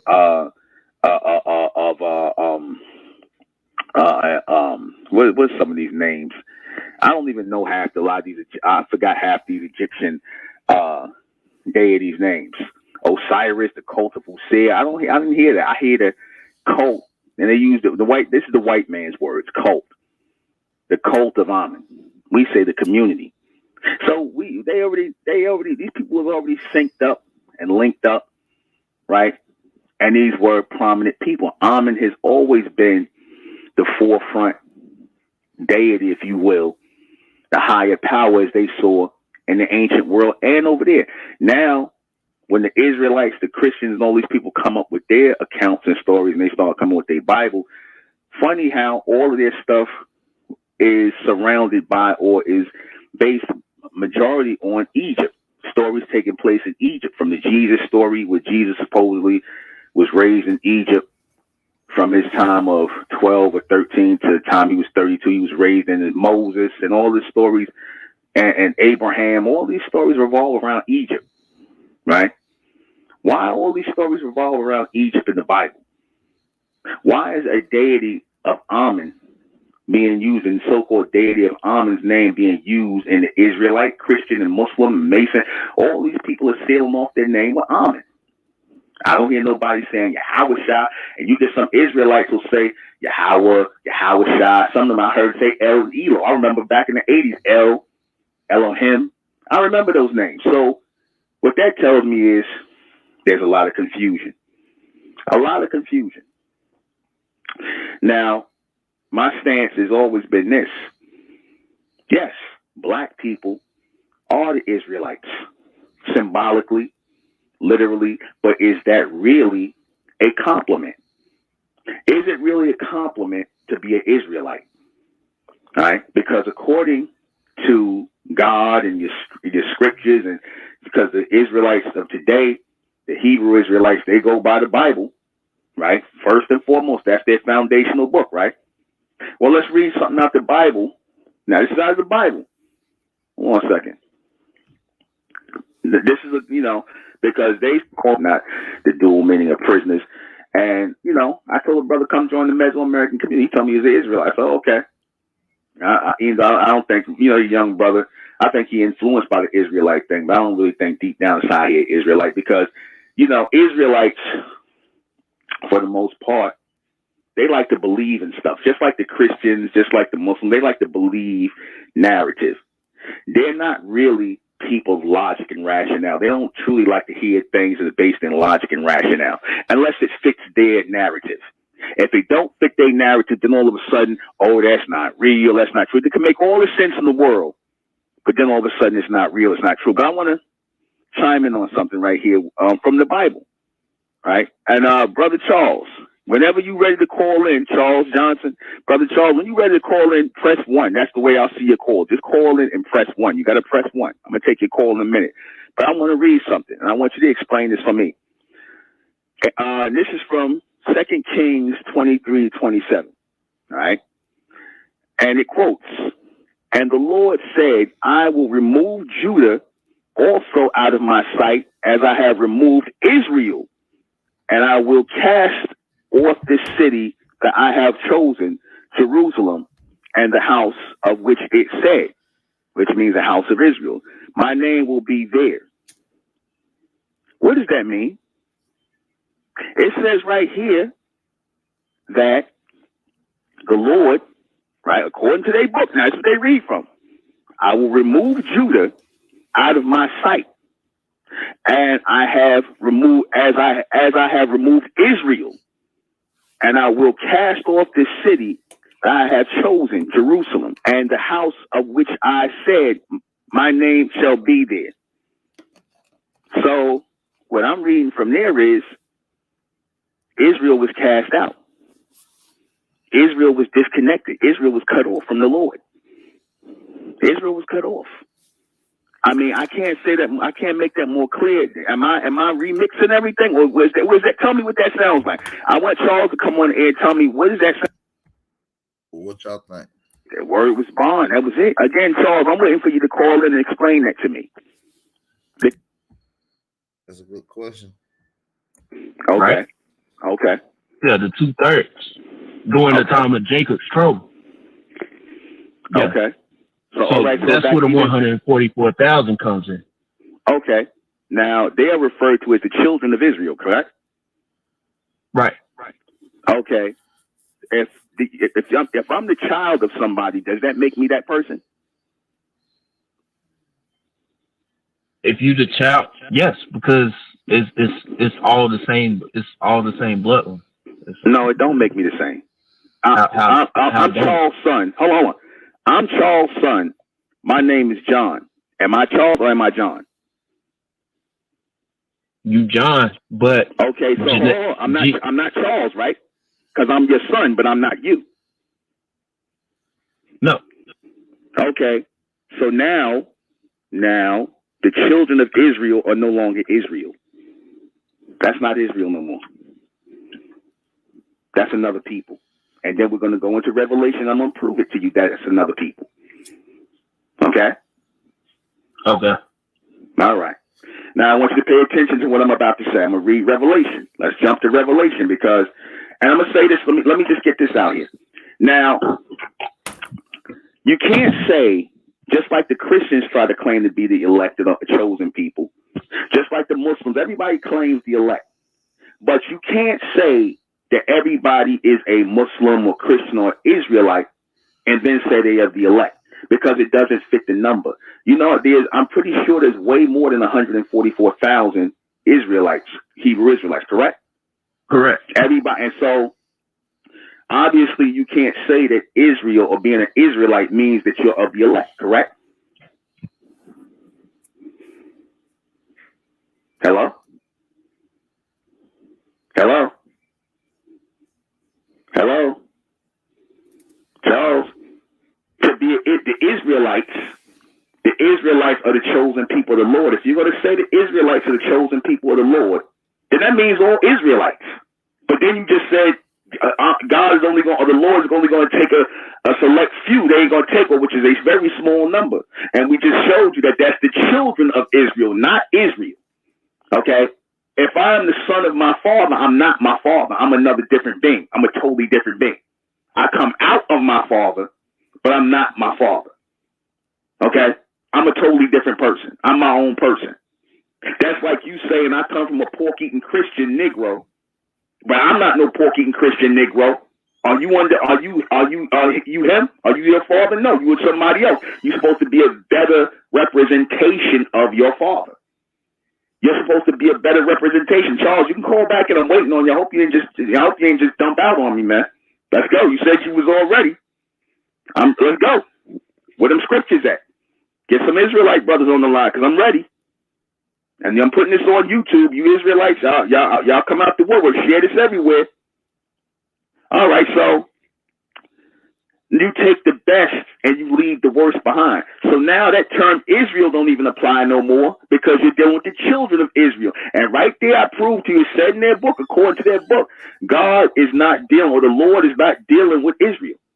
So when they say they were wiped out of the sight of the Lord, what is the sight? Is that talking about physical sight, or is that talking about sensory? Meaning reception. Were they cut off in reception? Hey, man, hit the like button if y'all understand the conversation.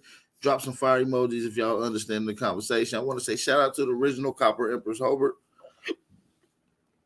for the Cash App donation. Shout out to the original Copper's Emperor, the original Copper Empress Hobart for the Cash App donation. Shout out to my sister for sure. Appreciate the support, sis. Those people who fell out of power, who fell under the control of all these other races of people on the earth and went on under those people. So now, would that not make sense? That right there makes sense. Oh, they were cut out of the sight, out of the sensory of the Lord, meaning the Lord or the Most High or those Amen were not dealing with them anymore. They were not dealing with them no more. They were cut out of the sensory. They were cut out of the sight. That's what that means. They were disconnected. They had their number cut off. They had the power. They were in power when they were in ancient Egypt, when they were in Mesoamerica, when they were following. In other words, when our people were in alignment following Amen, we were the chosen people of the Lord. When we were following Amen. Then, when you started that, really, I'm going to show you all that really comes from. Started following that Akhenaten thing. That's where a lot of that Israelite stuff comes from. Akhenaten and the worship of the Aten. Because they say that's the first, according to the so-called white man, the Aten, that was the first time that somebody on earth came with a religion or belief system that was dealing with one God, according to the Aten. And then they came out and said, well, the people like Moses and all these people, these characters, they're supposed to, they was all students of Akhenaten. So they took that whole teaching of Israel and the Lord and all, they took bits and pieces from the priest of Amen, because a lot of that stuff is from the priest of Amen. A lot of that stuff is copied from the priest of Amen. A lot of people was dealing with Amen, the Amen being and the Amen this and Amen, they call them the cult of Amen, going back to Mesoamerica and into Egypt and the ancient world. So Amen goes all the way back to past Samaria, all of that. Amen was around. You see, that was a race of people. Or the Lord represented the law and the order, because you Israelites say that you are people of the law. You say you're people of the law. I'm waiting for you to call back anytime, Charles. I don't know if the buddy called in, but let's skip it up just a tad second, man. Let's get it. Shout out to the 200 people in the chat, man. Make sure y'all hit the like button, man. Make sure y'all hit the like button, man. Make sure y'all hit the like button. Shout out to all the American Aborigines, man, North, East, South, Central, and the conjoining islands, man. Make sure y'all tap in and support the channel, man. Share the live stream on all your social media outlets. If you do, share it and make a post on Instagram. Make sure you tag me. I post it on my page or on my stories. I appreciate it. We're connected to the fourth dimension, and then we got disconnected and fell into the third dimension on the level of the animals, as the human beings, the animals, and the humans. Next thing you know, you start believing they part of that. That's what that's talking about right there. Once they was cut off from the Lord, which was Amen, once they were cut off from the Amen race, our ascendancy, the bloodline, that's when they fell into the three-dimensional level as human beings. They start believing they were part of the human race. They start mixing their seed with the humans. You see, they start following the ways and the pagan gods that these humans was creating. That's why you see black people on that in the mindset they in today. This is exactly why. Okay, so when you had our people go through all the hell they went through, even up to the so-called slave story, talking about bringing our people on cargo slave ships, that we will come into Egypt as we did, and you know the story they tell about Egypt, because we're going to debunk that right now. All right, because I'm going to do a broadcast on how you know that black people, so-called black people, was not brought from Africa. That's a lie. If anything, it was imported from America into the Caribbean and all these different places as natives of this land. Because I said you so-called black people, so-called African American Negroes, who y'all call Judah, are really natives of America. We don't real Native Americans. The Olmec, the Aztec, the Inca, the Mayan. I'm giving you real people that was here. I notice you Israelites don't deal with those people. Y'all don't deal with that part of the real history. Y'all want to talk about all these stories out of the Bible and all stuff that can't even really be proven, right? Or societies that supposedly existed.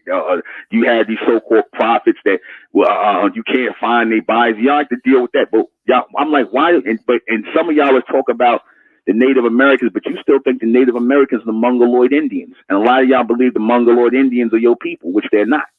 Because why? And some of y'all are talk about the Native Americans, but you still think the Native Americans are the Mongoloid Indians, and a lot of y'all believe the Mongoloid Indians are your people, which they're not. You don't deal with you don't know about the history of the Olmec, the Aztec, the Inca, the Mayans, our people who were the real Native Americans here. They didn't come from Africa. You see, so when you start reading that verse in the talking about how the children of Israel or Israel will be brought on cargo slave ships in bondage and to a place that's not their own, right? Now, our people were shipped out of America, and we had our country or our society taken over by these Caucasians and these Mongoloid Indians who you think are your people. The white man basically took over and put us in captivity. He took the natives, which is our people, the copper-colored races of people, and put us into bondage. The natives were put into bondage. And I've read a verse out of a book where it told you the natives, which is so-called black people, people falsely being called African American, were put into bondage. The natives, the Olmec, the Aztec, the Inca, the Mayan, the Mississippian people who built the mounds, the people who built the mounds in Moncks Corner, Illinois, and all over. Those are all the same. Those are remnants of the same people. All right? Those are remnants of the same people. They fell out of power because they lost their connection with Amen. Well, especially here in the Americas, when the so-called white man started coming here, a lot of our people started hanging around them, mixing their seed with them, befriending them. You see, that's a sign of how you fell out of connection with the Most High. Because if you were truly in alignment with the Most High, which is our ascendancy, if you were connected to the ascension, to our bloodline, to our future seed, you would have known that you're supposed to put these people to death. You see, you would have known that you would have had the mental power and the physical power to put these people to death and squash them. But see, the Amen allowed that to happen and allowed our people to be disconnected because y'all wanted to start being earthbound. You wanted to start following the ways of the beast. You wanted to follow these pagan gods, these lunar gods. And that's why you're still in the state you're in today. Again, you can't claim that these people are Israel. Hey, man, hit that like button, man. Support the channel. Share the live stream. Shout out to Lucky Guzman for the Cash App donation, man. Supporting the $1 challenge, man. I appreciate Lucky Guzman. Let's get it, man. Let's keep it going. And that's why you're still in the state you in today. Again, you can't claim that these people are Israel, right? You saying Israel is the chosen people of the Lord. Okay. Are you saying Israel or a remnant of Israel? Because once you start getting to the remnant and then you start using terms like the children of Israel, then that throws off something right there. That throws off your story. Okay, because again, you can't if every so-called black person according to you is an Israelite, every so-called black person born here in America, the West Indies and all that, and y'all different tribes of Judah. I don't know if you subscribe to that ideology, but most of the Israelite people who, the so-called black Hebrew Israelites, subscribe to this idea that, black people, American black people are the tribe of Judah. The West Indians is Benjamin, and I forget what Haitians or Levi. That the so-called Native Americans are what they say they're Gad, right? Now, if you saying that they're the children of Israel, right? And you saying the Israelites are the chosen people of the Lord, that means you're including those people, everybody then that doesn't fit the prophecy of the elect of the 144,000. That doesn't fit the elect. Because if you're saying people are culturally Israelites, but they're not of the chosen, then what difference do it make anyway what you call them after that? It's all about the chosen. It ain't about the Israelites no more. Because you just said you got 2/3 of Israel that's going to be destroyed. So then it ain't about Israel no more. If you're going to destroy 2/3 of Israel, which is or pretty much Israel, you're going to take a remnant 1/3, and we're going to go into Revelation, and I'm going to prove to you that they're no longer Israel. At first, I showed you they are the children of Israel. They're not Israel anymore. And how they're going to receive a new message. How they're going to receive a new message. Because obviously you can't give them or teach them the same message or have them react the same way they've been acting. Because according to y'all had the Lord, you had the Bible, you had all these things, but you fell out. You fell out. So the term Israel don't mean nothing no more. You could just, again, because if we dealing with the elect, who cares about Israel? You can call them the next people anything now. You can call them anything at this point after that. And they are being called after the Lord. They are the elect are being raised as the Amen race, as the mentalists, as the Mentalians. You see? So we are being raised as those people who are in one, mentally in one connection with Amen, and mental connection with Amen. Because that's how you receive your connection from God or the Lord. As you say, you're supposed to receive it from a mental connection. You're supposed to form a mental connection. Your mind is supposed to be in alignment with the Lord, with the Most High, as you say, in that higher state, that higher dimension. You're supposed to be above and beyond mankind and all these people who are on the lesser and the lower. Is that not correct? That's what makes you the chosen. Your mind has to be on the level or connected to the mind of the Lord. You have to be thinking like the Lord. You have to be connected to the Lord.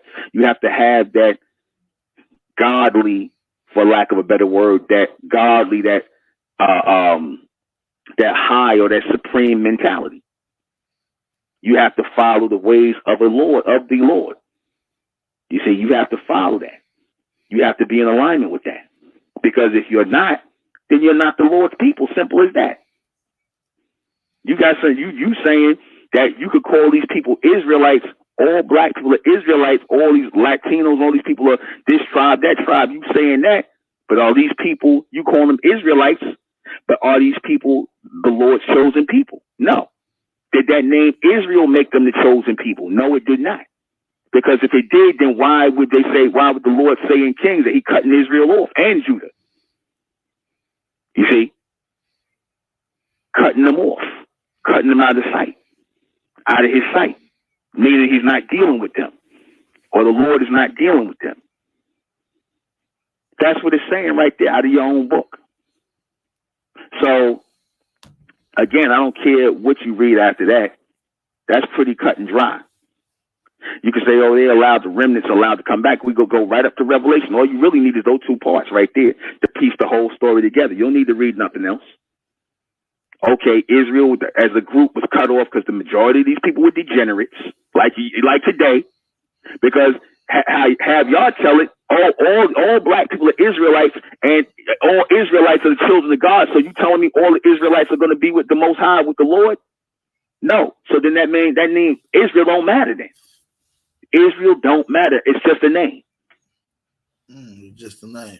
How y'all feel about that? I want to I'm gonna drop the link in the chat so everybody can come on and drop their science on how they feel about that. Shout out to DeVoe Black. Shout out to Kurt. Shout out to Bronze Flat Power. Bronze to God. My bad. Bronze to God. And shout out to DeVoe. Appreciate y'all the support and the Cash App donations. Supporting Big Aboriginal Power and the Aboriginal Power channel. Appreciate that, man. Make sure you hit the like button. Let's continue this out. It's just a name for people who were at one point connected, but are now disconnected.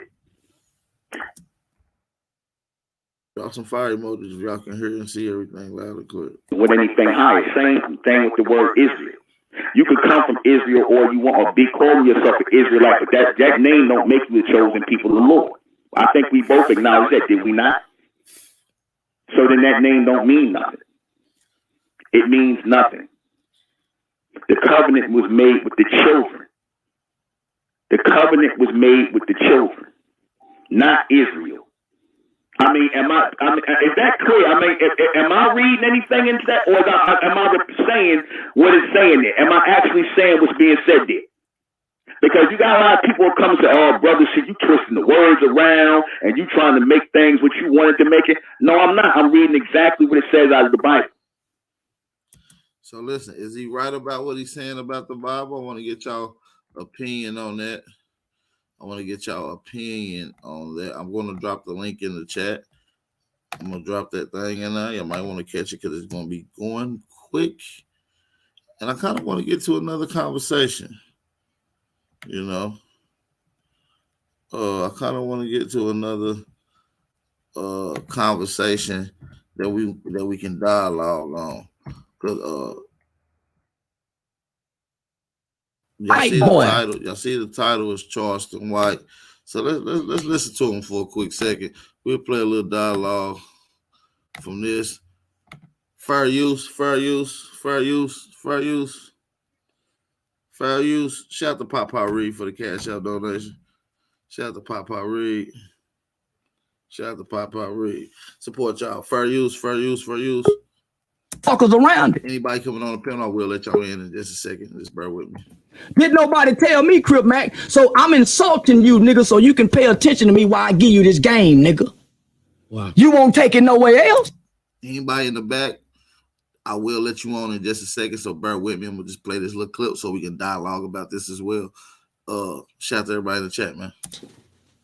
I gotta insult you, nigga, to show you what they fucking over you, nigga. The white boy, no, every motherfucker fucking over you, nigga. Get your money, sucker. Until I started telling him that, he didn't know what to do. He didn't know. Game related, not gang related. Game applied means elevation. Proper instructions motivate people. It's just crazy how you had to. I mean, it's crazy because you helping him at the same time where he feels like he being hurt, which is. Well, I wasn't hurting him. I wasn't trying to hurt him. I was dropping game, you know, dropping something down on the ground for the hungry hound. But I insulted him because he insulted me. So I was being petty. Yeah, I was being wrong. Yeah, I didn't have a good heart and a right heart when I was doing it. Yeah. I know you're a retard. Yeah. So I'm wrong in the motherfucker with all my intellectual abilities. Talking to a nigga like that with a rewired brain and his mama abandoned him and his daddy abandoned him and his mama fucking a white man. But why do you think the other bloggers or the other interviewers or the people that's in his camp, why wouldn't nobody else tell this guy about these opportunities? They don't know, homie, they gangbangers. And the white boys, that platform that they getting on, they ain't gonna tell him they using him. Nigga, they probably getting 50,000 off of him. So they ain't gonna tell him nothing. They ain't gonna tell him nothing. I'm a low down dirty motherfucker. They shoot people. I call the police. Yeah. I'm way more badder than them. Cause they'll stop shooting if you call the police. Oh, for sure. And this nigga serious to the motherfucker too. And we're gonna have a conversation about this because I understand his strategy and what he's saying. It's different rules applied to different players in different games. So I got mad in the motherfucker. He didn't call me Charleston. He give me a name. Yeah, nigga, I'm the nigga get niggas names. You can't give me no name, retard. Yeah, nigga, you can't pick on me like I'm you. Yeah, nigga, I'm mad in the motherfucker. You trying to talk to me like I'm you. So, I'm thinking, well, how can I get these niggas? Yeah, they don't know who they fucking with. Yeah, I'm a low down dirty motherfucker. They shoot people. I call the police. Yeah, I'm way more badder than them. Because they'll stop shooting if you call the police. Oh, for sure. Yeah, I know how to get them to behave. So then, after he make the video, I make another video. So, I guess OG Baby Snaps couldn't take it no more. Because I was ragdogging. I was ragdolling goddamn Crip Mac. He can't fuck with me. Yeah, I seen that. I got people telling me all this personal information in his circle. Yeah. They telling me everything about the boy. Yeah, his mama like white boys. She was a dope fiend hoe, run off with a motorcycle white boy, and he took her down to Atlanta and fuck her real good and keep her down there. And they send Crip Mac back home in LA because he couldn't do good down in the South because he couldn't read. Boy can't read well. Can't read nothing. Yeah, boy can't read well. So his mama didn't stay with him. They sent him on. That's why he got a thing for homeless people because he was homeless. Okay. Yeah, fuck the homeless. Yeah. All right, man. Let me let two niggas know. We had this conversation on the panel. We got a loaded panel, man. Shout out to Indigenous Minds. Shout out to the I Am. Shout out to Ray. And also shout out to the beautiful sister Soul. Shout out to Soul, sister. Peace, AP. Peace, family. Peace. What's going on, everybody? Grand Rising. We can make show. AP, I got a question. I know Ray got a heavy question for me. Let's get it, Ray. Hey, check it out. I want to address Juan Torres in the chat. Damn. Well, I would rather for you to address Juan Torres so he can at least combat himself verbally. So if Juan Torres would like to hit the link, I will wait for you to address him when he get on the panel. If he decides to, Juan Torres hit the link. But what's up, big boy Ray? I got you, big bro. Cause I don't, you know how I get it in. I want to be even. Indeed. Steven, you feel what I'm saying? Indeed. What's But going look, on? let me say this. Yeah, I'm cooling, big brother. Let me say this about Charleston White though. I need the chat and the indigenous people of America, the so-called Negro, to say anything that man said was invalid. Charleston White is a rat, man. Nigga's a rat. Nigga, what's wrong with y'all? Hold on. Everybody's entitled to their opinion. I want to make sure it's clear. Ray saying he didn't say nothing wrong. The brother King Cass is saying he's a rat. Now that's articulate why you feel like he's not a rat, brother Ray. And I would like for you to articulate why he is a rat, brother King Cass system. And we got the OG on here. Oh shit, we got Hardline Possible. Oh yeah, because that nigga Charleston White definitely a snitch. Oh, straight up, nigga. So And he listen, represent Texas, nigga. So He listen. represent Texas, nigga. My family from Texas, so I'm speaking up on it. That nigga's a snitch. I want you to articulate. Hold on, King Cass. Hold on. I'm gonna give everybody a chance to speak. You got. Let me get your echo right. Hold on. You got a bad echo. Hardline. Let me see. Hey, can y'all hear me? A bad sound coming from my mic before I say anything. Nah, you good though. You good, big bro. But listen, Hardline, I want you to elaborate on why you feel like he is snitch. And I would like Ray to Oh, explain. that's easy. That's easy. When the nigga Charleston White came out, he presented himself like he was in the streets and he was tapped in with the streets and he was dealing with street people. The nigga Charleston White talked about all the hood shit that he used to do out there in Texas and all the niggas that he still fuck with. He tried to act like he was stepping with the Crips and all this other shit. So once you go that way, you can't, even if you clean your life up, you can't start working with the police. And any nigga who agreed with him is a snitch too. Yeah, any nigga who agreed with him is a snitch too, because you chose to jump into the streets. If you want to live as a civilian, you gotta live like a civilian. I agree. You feel me? Hey, go ahead, brother Ray. Hey, King Cash. Yo. Do you have Hispanic babies, bro? No, I don't have any Hispanic babies. No. It sounds like you cooning from them goddamn immigrants. That's what it is, bro. You haven't addressed nothing. Listen, you said everything that man did wrong. What did he say was right for the nation? First of all, bro. And before you go there, you a goofy. You a goofy. You stupid ass. You a fucking goofy. Old boy just said, bro. My people, and I got a mixed child, brother. So before you use your words the right or wrong way, everybody know coon. Some of us are very well knowledgeable. Shut the fuck up, nigga. Big Aboriginal. Nigga. Everybody. Big Aboriginal. Hey, hold on. Big Aboriginal. Hey, nigga, and Hey, hold on. We gotta get some water. Please keep your mics muted. Keep your mics muted, man. One at a time. Ray, just chill for a second. Ray, turn it up. Don't run, Ray. Just chill. Get into this conversation articulately. Y'all make sure I got some fire notes in the chat.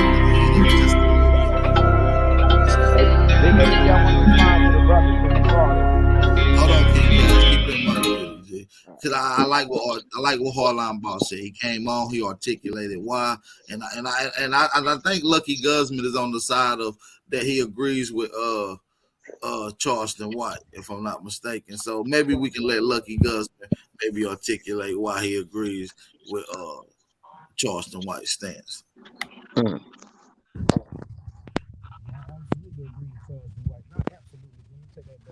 because I don't stand on everything the nigga say. What I noticed with our people, they saying everything that they don't like about him, but they're not speaking on what he said is factual. The whole state of California just turned on that man, yo. The whole state. And then you motherfuckers are buddying up with some immigrants? I don't think it's like that, brother. I think you take it the wrong way. Nigga, I think you a bitch, nigga. That's what I think. I might be, but let me tell you something, Ray. Where you from, Ray? It's a nigga nation, nigga. Ray. I'm not trying to fight with you, bro. I'm not trying to argue with you, bro. Hold on, Bubba. You know, I had to take Ray out. Ray, that's my dog. Ray just Ray belligerent sometimes. That's cool. I respect men like that. He ain't no soft ass nigga. No, He ain't yeah, no soft ass nigga. So yeah, I respect him. yeah. That's I'm why I gonna step bring my it back game on in a down second, Ray. I'm gonna bring it back and on. approach him correct. I kind of want to get to the meat and the potatoes of the. Cause I understand both sides, right? And I can understand this. Just say he is a street nigga that's helping the community and doing what he say, right? Do any of you guys in the street ever heard the art of war reference in street terminology? Yes, sir. About the art of war. No, he said in street terminology, how it applies, how it transmogrifies to what we deal with today in the streets. Not exactly the book itself, because everything that we do, it relates to what we do today. Right. And then what's name sound bitter, bro? He And sounds. I've had this conversation before with some real niggas like myself, some OGs, and this is part of it. Now, the art of war has different strategies to how to get rid of your enemy or opposition. We follow almost all the rules in the streets of the art of war besides one. Oh man, I fell off. Yo, look, you sound your voice sound bitter towards LA, man. Can I make one statement Sound before like I a hop bitter off, baby y'all? mama, And I'm bro. I'm gonna let all y'all brothers take it. But I was finna say, you feel me? I ain't against nobody that's trying to clean up their neighborhood, do anything for the youth or anything like that, because we do need to have that done. But when you a nigga like Charleston White that come in like a straight up the red coats is coming agent ass nigga, right? You trying to act like you with the streets, and then you turn around and now you start snitching on niggas every time you get a chance because you claim they did something online, but you putting yourself online into these situations. That's snitch activity. You can't be in no core, call up a prison and tell them that they have a person in a cell that's doing things whoop, whoop, whoop, on a phone. Like, come on now, bruh. The nigga called the jail and told the people that the man had a phone in jail and he was doing this and doing that and doing this. The nigga's a snitch. I'm gonna just leave it at that. What he doing for the community, that's That's the cool. only one. That's the one thing that he did. He called Real quick. See, Man, I that ain't just the watched only it before I hopped motherfucking on here. one. I thought that's what That y'all was ain't the talking only about. one, nigga. I'm from here, nigga. That's why when the homie was getting mad, Real quick. I wasn't even paying attention to that. That ain't got nothing to do with me, cause he not from here, so he don't know this whole ass nigga. Bro, you got a bad echo. My bad. Hold on, G. And Hold on. Prince don't Real move like quick that on stuff, Charleston man. White, That y'all. Can nigga I say represent something about Texas, Charleston man. White real quick, guys? I hear everything y'all saying, and I'm in agreement with both of y'all. I'm just gonna jump in because I know ain't nobody gonna let me in. I'm sorry if I cut somebody out. So basically, when it comes to the dude, I hear what Hardline Boss said because he's factual with this. He's right when he says he comes into the community. One thing is when you come into community, right? You come in the way that you're presenting yourself. This is what I'm presenting to the community. What I see that he came in and did was he used his hood references, his hood I guess clout, I'll say that way. He used his hood clout in order to raise himself in the community of YouTube. Because everybody that was hood was listening to him. Oh, he's spitting facts. This nigga this nigga that. Everybody was excited about this mini Cat Williams because that's what he was referred to when he first came in. People don't remember. The thing was he used his comedy. He used his comical nature and he used his references to enable to pull people's energy. So what happened? People started liking him because he funny, he hood, this nigga getting big and he from the hood. It was something that they can admire and look up to. Once he got up though, once he started raising himself up and he started getting money, and once his money started coming in, he changed a little bit is what I noticed. He not only continued to do what he was doing, which was being belligerent, ignorant, and rude. That's one of his personas. He uses that. That's his outfit on YouTube. That's part of him, and that's what he uses. So when He called a kid a little faggot too at the camp. Then he called the police on Miles James. I mean, this nigga called police on everybody. Right. Let me finish 1 second. You can have it all. All I'm saying is that when he did that, he turned around, right? Once he turned around and started using that, like the brother said, he was using his influence because he used to be a criminal. He'd been to jail before. So a lot of times when people been a criminal, they can use leeway on certain things because they got certain ties. He started building himself in the community to make himself look like now I'm a community leader. I'm doing this, I'm doing that. Hold on, I ain't that bad, y'all. Now I can get the gain of people that's like, oh, look, he's got a great heart.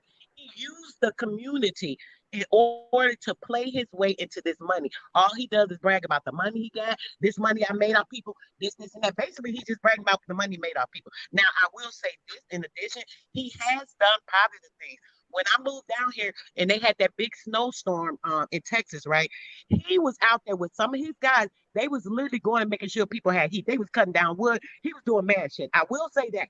So when it comes to him being a man and trying to do something in the community, he has been doing that. So we can't give him all bad. I want to say I do see the negative and I see the positive. I'm done. I just want to say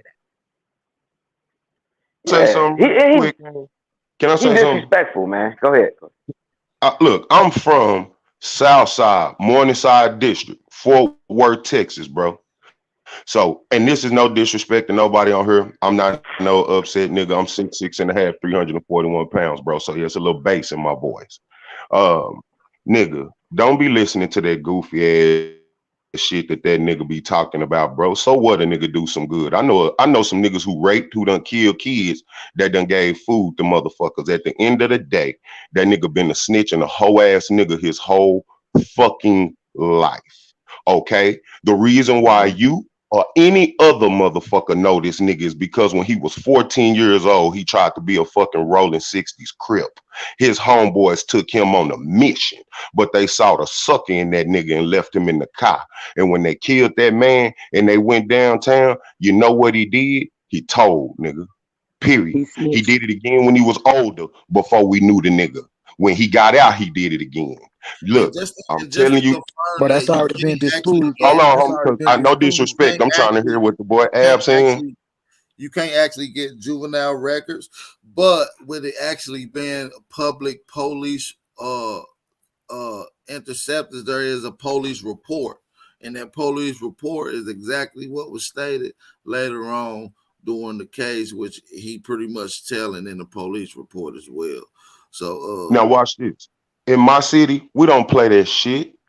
We don't, bro. And that's why come you did not know that man until in 2019 he got on you fucking tube and started telling on niggas live broadcast at 5:41 in the afternoon, my nigga, on August the 23rd. You feel what I'm saying, bro? Then we seen my man again in October on Halloween. Then we seen him again November the 7th, 2019. Do you hear what I'm saying to you, man? This nigga don't give a fuck about these kids. You know how many niggas out here doing little league football so they can fuck on these kids' mamas? Do you know how many niggas in my city is out here picking up trash and shit so they can sell dope in the neighborhood and not look like they selling dope, bro? Stop. So you saying Cuzzo came out right before the pandemic? And look, I heard a man say that niggas was coon because a nigga didn't like a nigga talking about he raped women and a nigga being from a nigga city. Because that's what niggas is on where I'm from. Why would you get out there and say some shit like that? We don't give a fuck if it's shock value or if you did it for real. You made us look bad. You've been making us look bad for 2 years, nigga. I don't give a fuck what you feel. Y'all niggas, he had Texas looking bad. You used to be one. Now, I'm an Agland gangster Crip with college Crips, nigga. And smarter than the people who be sitting around me. I saw through that nigga when he did what he did. The people in my city was like, but he's right. That's because you're enamored by what he's saying in his vocal tone, and it sounds like your grandmama and your granddaddy. He's not saying nothing new, nigga. But what he's doing is playing a point. He's playing the third person antagonist. Because that's the fucking point that we never get to hear from. And that's why it means something to people, because there's a lot of people out here who don't like gangbangers. But they'll never tell you about those times when they were gangbanging, they were trying to fuck gangbangers, or they were trying to be down with gang members who were their fucking friends and tried to get put on to the hood, but the hood rejected them because of things that they did. Am I taking up for the dirty deeds that we've done as a people? Not at all. I'm the first person to condemn us. But I will not act like I wasn't out there doing it too. And I will not talk crazy to people who I make my bones off of. And I will not get on live and disrespect my city. And I will not get on live making fun of something that has happened to women and men that they have never recovered from, and many have killed themselves from. I will not make fun of the people who I say I'm coming to save. I won't do it. And he don't give a fuck, bro. He don't give a fuck about us. He don't give a fuck about you. He don't give a fuck about a gangbanger. He don't give a fuck about none of them little kids that he talking about he trying to save, nigga. That just look good on his resume. He called one of the kids a faggot. One of the kids that liked him and was like, "Oh man, that's the guy from here." He called him a faggot at the camp, man. We when him have and to Mob stop James was being doing so shit there. loose. Exactly. Yeah. We have to stop being so loose with our disrespect for people who are in contempt of people who say that they represent our people. Sometimes many of our people do not have their glasses on and they can't see through this whole ass niggas. But the homie over here spotted a chink in this man's armor that really showed that it wasn't armor. It was a facade to get money out the people. Now you think niggas learning from this last Black Lives Matter thing where they robbed the community for $1 billion and kept millions of it, that niggas wouldn't be so quick to trying to find another savior. Who did they go pick? The bullshit or the litter? And then gave this nigga $40,000. Now he talking about he don't give a fuck about niggas. He just out here getting his money. Look at these folks. They gave me $40,000. That's all he talks about is his money. God damn it. Now His let's money. stop playing like niggas is coons, nigga. Let's talk And how about some niggas is real broke. shit. He talking about how niggas broke all the time. Yeah, you ain't shit. You niggas left your mamas and this, that. I ain't left my mama no motherfucking word, nigga. My mama taking care of. That nigga speaking on a gang of people and he don't even know what the fuck he's talking about, dog. And then how he came at the elders though. He came at the elders. He came at was Ayatollah Marv and the other brother, the Crip. I mean, these brothers in their 70s. And you sitting here, I mean, you know, he older, but what is he like in his 40s or 50s or whatever? And he coming at these elders like that, over talking these grown men, man. And it's like, bro, these are elders you talking to. Like, you ain't talking and arguing with no young nigga. You doing the same thing you did with Mob James. All these dudes came to you respectful. Like, look, you know, they tried to come and just sit. Hey, look, you know, I know you got problems, but look, just calm that down. You know, we trying to get on some community shit. These niggas is past that gangbanging prime. They ain't on that. They trying to motivate. They trying to work with you. They're and the trying thing to you save gonna do life. They trying to save the man life. And that's what angers me so about this man, because you're talking like you're trying to get some type of shock value. The greatest shock value is you getting smoked on live. Because believe it or not, Fort Worth ain't no pussy city. And our youngsters, they square business. And them young niggas, because you make the city look bad in that way, will wipe your nose. No tissue. Will wipe your nose. And then you talking shit about some niggas who we just got through beefing with not even 11 years ago. It used to be a beef between California and Fort Worth, Texas. We're not even gonna talk about how in the late 80s, early 90s, Cali niggas was coming down here having shootouts with us. Yeah, man, for real. And now we're in a position of where we're enjoying success together. We're getting money together. We're in each other's states. We're eating. We're communicating between different tribes of people. The Khalifas are over here fucking with the Choctaw and the Comanche, my nigga. What do you mean you're going to go off and talk shit about these niggas and start up something that was supposed to be dead all over again? Because everybody ain't going to let you talk about their people like that, man. Let's talk about what's really real. Fuck this facade this punk ass nigga puts on. And I'm not saying fuck anybody who believe in the man, but if you can't see bullshit and identify it, you're already fucked. You just said and Bubba Lee, have you ever looked at the comments, Bubba Lee? Like you when just said something real, go ahead, you sorry just about said that. something real key, brother. You just said something real key, brother. When you said that y'all had what, go ahead, Empress. I said I've been trying to slide in here if I can ever get a chance. Yes, get in, sis. I'm sorry. You ain't said shit yet. Go ahead, sis. I apologize. It broke my heart how everybody looking at my city. We not that. Really, but she's still trying to slide in, bro. Let her talk. Our problem is we need more leaders that's really trying to clean up our communities. That's really for the people. You can't look up to these people that's trying to be famous. We need more people that's really out in the streets and really care about their people. Because we don't need the police. We know what the police are about. They're only there to get shit back in order. They're not there when the shit take place. So they only come in to put shit back in order. That's what a policy holder is. Right. So we really do need, when it comes to our communities, we can't sit here and lie and make like our communities are safe, because they're not. They're not even safe for our babies. I don't want to see hate to turn on the news and see why baby's gunned down because she just went to school and just walking home or was walking to school and she's gunned down before, or he or she gunned down before they make it there. So it's definitely, we need to clean up our communities. Period.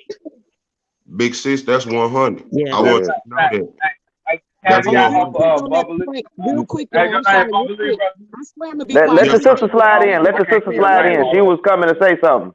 The sister was coming to What speak. you said, the point you said earlier, brother, I swear you hit on. As soon as you said that, my spirit was like, oh, that's what he doing. So you just said that they had a big beef with California. Y'all had a big beef with California some years back. Then you turn around and said everything has been kind of smoothed out. We've been working together, we moving together, we making money together. You said the Cali tribe has been coming down dealing with the Khalif tribe has been dealing with the Choctaw. Yeah, they coming, they moving, the tribes are moving together, this and that. So maybe that is actually his plan. What we don't be seeing a lot of times, I hate to say it, is when these people plan things against us. Now, because we're awakening and the Aboriginal community is coming together and a lot of information between each other is shared, we're able to bring information that our ancestors told us to a whole nother area, to a different tribe, for them to recollect and come with memories. He may be put in place for that specific, that one reason, nobody even know it. Because you just said now he's trying to cause a beef between California and what's going on, and that beef been smushed, and y'all been making things move. So maybe he's come in to stir that beef up. That may have been his job. So he came in as this YouTube sensation, being ignorant. Like I said, he used his wiles to draw people in. And that sounds like he might have had a plan, bro. I'm sorry. I just feel that when you were saying that I mean, just listen to what he said yesterday, man. Listen to what he said. He always talk about how he loved the kids. And then he said out of his same mouth in the same interview, I seen these little kids and this little girl outside my in my neighborhood. I called the police on them because if you outside at that time of night, you trying to kill somebody. Then he talked about these little boys that was trying to get somewhere, and he told them, "Nah, y'all some little thugs. Y'all was trying to do this, then the third. Here's $5. Get the fuck away from her." Come on, my nigga. Come on, my nigga. Yeah, I just want to say, I literally heard that man say, he told y'all that he is an act. He don't give a fuck about. I don't give a fuck about you niggas. That's how he talk. Thank you. He out his own mouth that all this shit that he's doing is an act, and you niggas giving him money for it. He said he's a shock jock. He's a shock jock. Words, bro, was y'all niggas gonna pay me because y'all like to hear me talk, and I'm a funny nigga. Yeah. And that's he what he disrespected did. Dad. He disrespected That was Dad not too. his first rape comment. That nigga told the nigga on YouTube, "I'll rape your 13-year-old daughter." No, he didn't say that, did he? Nigga on my dead grand chief. Made her soul fly high, nigga. That's on my bullet wound in my face, nigga. That man said that, man. On every piece of honor I got in my body, that man said that. And if you type it in on your YouTube, you probably can still pull it up. Him and the man was arguing. This is when he was still arguing with Fort Worth and Texas niggas only. The man say, "Nigga, I got a 13-year-old daughter, whoopty whoopty whoop, and I'ma die for." He said, "Nigga, I'll rape your 13-year-old daughter." What? That's now, nigga. Hassan Campbell. And I wasn't the only nigga that saw that. I'm about to say he remind me of Hassan Campbell, bro. Wow. Okay, there we go, cuz. There we go. Now he remind me of Hassan Campbell. Hassan Campbell, another nigga that be on some loony weird shit, starting shit with Chicago and niggas he don't even need to be talking about. Like, you don't even need to be focused on that shit, bro. We need to be both of y'all niggas talk about building a community up, and both of y'all niggas get on here and start talking about Mama Duck or something crazy. It's like, nigga, what the fuck? And this puts some beef. This starts rifts between niggas city, because niggas will be like, oh, is New York niggas moving around like that? Or, oh, is Texas niggas moving around like that? Not saying Texas niggas move, but you'll read the comments. You read these comments, and you read in the comments, it's niggas talking shit like, oh, that's niggas, LA niggas in Texas. You will start seeing that shit because of this one whole ass nigga, Hassan Campbell, or this nigga, which I don't understand why niggas follow these niggas. I don't even understand why these niggas get in the platform. For the shock value. Between Rochester, New York, and Chicago about 2 years ago, right before the pandemic, had all the kids going crazy. When I say kids, they was threatening. They was coming out riding to Chicago. Some of them smoking packs. Coming to Rochester. Dead ass. It was just sick. Hey, before we go, y'all, I want to play this little video right quick. Everybody mute up for me. I appreciate y'all. Shout out to everybody in the chat. And we'll just get y'all take on this. WACK number is area code 936-255-5102. I'm calling in reference to a Department of Correction and Rehabilitation inmate by the name of OG Baby Snaps, rolling 55 Street Crips, and I think his real name is Michael or Mitch Hunt. He's calling, leaving threatening message via cell phone in prison. Michael Hunt, OG Baby Snaps, rolling 50 Crips, 55 Street. My name is Charleston White, and I'm the victim that he's victimizing. My contact number is 936-255-5102. Please call back in a hurry because I am terrified of my life. And my next call is to the California Attorney General's office. I can't believe you guys are letting inmates use phones and just call and threaten good law-abiding citizens. This little faggot. The same nigga that was sitting in the bush behind the hole in the wall club with an SK and a Glock. Everybody keep that mic muted. Everybody keep that mic muted. I want to make sure we play it all the way. And my next call is to the California Attorney General's office. I can't believe you guys are letting inmates use phones and just call and threaten good law-abiding citizens. This nigga think he Cat Williams. You done fucked up now. You know that, don't you? You know you done fucked up, don't you? Baby Snaps. Mr. 5-Hour Crib. You know you done fucked up, don't you? Yeah, you done fucked up, nigga. Oh, that felt good. Oh, I almost calmed on myself. I couldn't even get the words out. So I'm sitting there with a hard dick right now. I would show you. Yeah, I'm sitting there with a hard dick right now. Ooh, I would show you. Ooh, that felt good. I'm talking about boy, that's better than fucking. Ooh, that's better than fucking. I ain't lying. You're telling on a nigga like that is better than fucking. They said they gonna call back. Hi, you've reached the State of California Department of Corrections and Rehabilitation Office of Victim and Survivor Rights and Services voicemail box. Please leave a detailed message with your name, area code and phone number, and the offender's information that you're calling about, and we will return your call at our earliest convenience. Thank you. Yes, my name is Charleston White. I'm a victim of a crime by a guy of a rolling 50 Crip. They call him 55 Street Crip, OG Baby Snaps.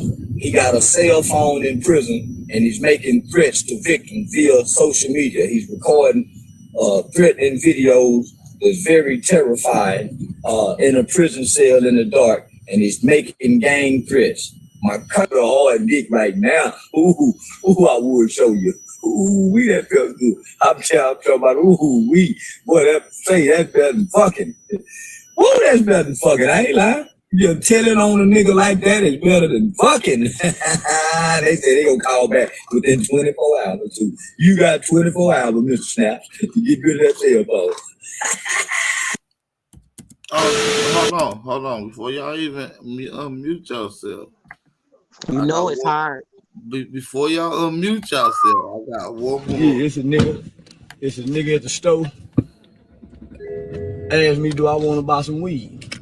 I ought to call the police on him. I ought to drive off right now and call the police and tell the police it's two niggas sitting up on the corner in the store. They're in the black Nissan Maximum, license plate MHW 8426. Them niggas standing at the store asking niggas, do they want to buy weed? Well, I ought to call the police on them niggas because I hate a dumb, stupid ass nigga. I hate a dumb motherfucking nigga. Now he up here distributing drugs, nigga, sitting in this car, asking a stranger with a Trump hat on and a Trump mask on, do we want to buy some weed? Now, y'all will think I'm wrong if I called 911 and say, man, it's a man peddling drugs out in front of a store where children live, just selling weed to anybody. Y'all go pick that nigga ass up. Stupid ass nigga. Y'all go get him anyway. I would have called 911 because I hate black men. Nigga, I ride by you niggas dope houses and call the police on you dope houses. Because for one, you don't run the dope house right. You niggas disrespect your neighbors. I'm the 911 crime stop on you niggas. It ain't snitching. It's called tattletale, nigga. I'm gonna clean up the community, nigga. You niggas ain't hipping no nigga. Niggas sitting in front of a stove selling dope. Ain't hipping his mama and them early in the goddamn morning. He really homeless, nigga. Go get your business, nigga, and sell dope out the business. Stop selling dope in the neighborhoods, you dumbass niggas. Let them women and them children have a neighborhood. All the old niggas went and got a business and sold dope out the business. You niggas selling dope out them neighborhood and them houses. A nigga tell on you niggas. It ain't called snitching when you a law-abiding citizen. Nigga tell on you nigga, my nigga. 911, these niggas ain't doing nothing with the money, no way. Them niggas over there selling. Matter of fact, let me call right now on them niggas. Yeah, finna call 911 on them niggas ass. Yeah, bitch ass niggas sitting up asking me, do I want to buy some weed? If you niggas, let me tell you bitch ass niggas something. If you niggas ain't selling no weed, $25 a gram, don't y'all bother me about buying no weed from you bitch. Man, I'm calling the police on them niggas. Yeah, I'm finna do it right now. 911. Yeah, bitch ass nigga sitting up selling dope early in the morning need to be. I don't give a damn about you, nigga. I'm a tattletale. Don't break the law, nigga. Don't ask me about buying no weed, nigga. You not, yeah, man. I want to report a crime. Off of what's that? God damn it, Brentwood, Star, and Sandy Lane. The store right there on the corner. You got two black motherfuckers sitting out there selling dope, asking patrons that's going into a white man's store, do they want to buy weed? Yes, ma'am. The license plate is MHW 8546. A black Nissan. Jesus. Two niggas, two black males sitting in there, two nigga boys. Well, I'm sorry, ma'am. That's just how I talk. That's how I describe my people. They dumb and stupid. I don't know what they doing. I don't want to be bothered when I come out, when I go visit my sister and I leave my sister's house. I don't want to stop by no store, ma'am, and be bothered by no black man asking me, do I smoke weed? Yeah, I smoke weed, but I don't want to buy weed from no man sitting in his car in front of no store selling weed. No, ma'am, I want to buy it at them weed houses. No, ma'am, I didn't see any guns. Now, I ain't gonna lie and say them niggas had no guns. Much as I would like to lie and say they had a gun, no, ma'am, they ain't had no gun. He just asked me, did I want to buy some weed? He motioned the weed smoking hands to me. Yes, ma'am, my name is Charleston White. My number is 936-255-5102. Yes, ma'am. Hold on, let me write down. Let me get the number. I'm driving. Hold on. You know I can't drive and text, but I'm driving and talking. So hold on, let me pull over, man. I gotta find a pen. I got it. Yeah, they said, yes, ma'am. Hold on, let me grab some paper. Yes, ma'am. Driving on the phone. Okay, yes, ma'am. Yes, ma'am. Y'all send an officer over right now. Y'all might can catch him in that. Okay, yes, ma'am. You have a good day. All right. This nigga said, hurry up. You might can catch him in the act right now. Man, a real man would have confronted him right then and there instead of wait till you ride off to tell. Sis, he gonna get our kids killed. Do you see this shit? This nigga gonna get our kids killed. When these when these people ride up on our kids, yeah, that's and sad. they done heard a black man, they done heard anything about him, somebody reporting, that's an issue for them to want to do that. That shit's sick, man. He trying to get our kids yes, killed. ma'am. That's a fact. He gonna First of all, he should have, if he felt that way about what was taking place, he should have pulled those boys. Look, y'all need to be up here on this corner because this is right here will get you messed up here. See, this is he ain't for the community. He's willing to go this far and call the motherfucking slave catchers on people that look like him. Clearly, the reason why a lot of our people out here selling fucking that weed ain't even a drug. It's a fucking herb. And that's the only reason why we in fucking jail for selling this shit, because you have called it the name that the motherfucker at patent office called it. They called it weed. They called it marijuana. It is motherfucking herb. So when they pull your ass over and ask y'all, are y'all smoking marijuana? No, you're smoking herbs. Weed get you locked up. Now watch. Marijuana get you locked up. So this nigga clearly don't know what the fuck these children are selling. But to call these motherfucking slave catchers on our goddamn children, that's a whole nother motherfucking level of bullshit. Amen. Yeah. You right, sis. That was the foulest thing anybody could have ever done. And for the fact that he kept saying these nigga boys. So if you when you're concerned about what's going on, he called us a nigga boy. I didn't peep. Yeah, he said that. He said what? These You nigga don't boys. hear that when he does that now? Why didn't you go right ahead? Like the said, wow, to the side. That makes no sense. You don't care about our kids. Listen. I gotta end the live stream, but listen though, I really want y'all to comment on the comments after the live stream so we can dialogue in the comment, and we'll probably crack open another live stream later on, depending on the comments that we get. So make sure y'all like, share, leave a comment, man. I gotta get ready. I'm about to do live on Mary Ellen Pleasant, bro. Peace, AP. The lady with the gold. If I don't check it right now, I catch it on the replay. Yeah. Live on what? So. Mary Ellen Pleasant. Remember when we was talking about the other lady, and I was mistaken, kept mixing they two stories up. I said it was two ladies. Remember, since I couldn't remember who it was. So I looked and I found some old information, and it was another lady that had the gold. It wasn't the Sarah lady. Sarah was the one that had the oil. She's the one that had the gold. She's the one I was telling y'all that lived with what's his name, Thomas Bell or something. And then the wife tried to take all the money at the end. Man, that's a wild story. I'm about to go in. Okay. Well, hey, y'all, can I say something? Can everybody go and subscribe to my backup page? They did block me from the other night when we played all the stuff about the the Fauci ouchie, and so they did block. They took down the video and blocked the name out no more. Hell the original Mahogany Empress. It's my name on my backup channel, the original Mahogany Empress. I'll put the link in the chat. All right, yeah. Peace, Empress. So we can do some more damage to these fuckers. Right. Make sure y'all go subscribe to the original Mahogany Empress. Make sure y'all go subscribe to the original Sister Soul Main Radio, and make sure y'all go subscribe to BAP News. That's Big Aboriginal Power News, y'all. Make sure y'all go subscribe to Big Aboriginal Power News as well, man. Also, appreciate everybody on here, man. Shout out to Indigenous Age 56 for sliding. What's good, bro? Yeah, I've been trying to say something. Go ahead, It's man. all I'll let you good. say something real quick before we get ready to go real quick. No, y'all got it. I mean, listening to that ridiculousness. I'm scared to ask who was that, because I don't even want to watch them on YouTube. Real talk. I ain't gonna tell you that, man, nigga. That's a crazy motherfucker right there who asked it for a lot of in reciprocation, y'all. But yeah, man, appreciate everybody in the chat. Make sure you hit the like button. And don't forget, when Sister Soul go live, make sure y'all should go support her channel with the $1 channel, with the $1 challenge. Make sure y'all support her for her time. Support Empress Hober when she go live. Support her. You know what I mean? The $1 challenge goes for all of y'all, for every channel and amongst the Aboriginal communities. So shout out to everybody. Support the channel. We out, y'all. Peace.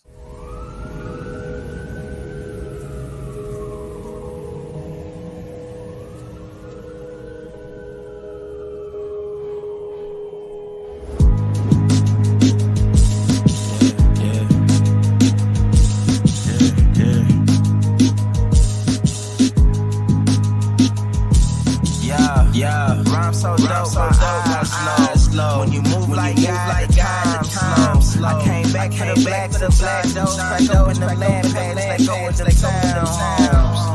What's the native? $5 dose, peanut melanated. Pale faces, waiting on the stage. Sending prayers up, back on vacation. God should give all your praise to Jesus, but how God feels. He say put no one before him in divine image. And you with God and Christians. I got a vision, but niggas ain't got a listen, so they don't. We came from the soil, wasn't fucking with. Shout out to Tamika, shout out to Matthew Craig, and shout out to Empress Awakening, and shout out to Suda Natural for the cash out. But fuck them and they grudges. Support the channel, I appreciate y'all. Hit the like button. And now we stay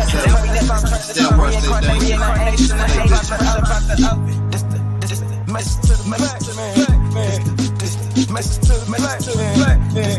Message to the black man.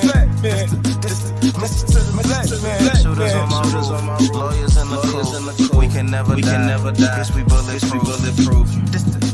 Message to the black man.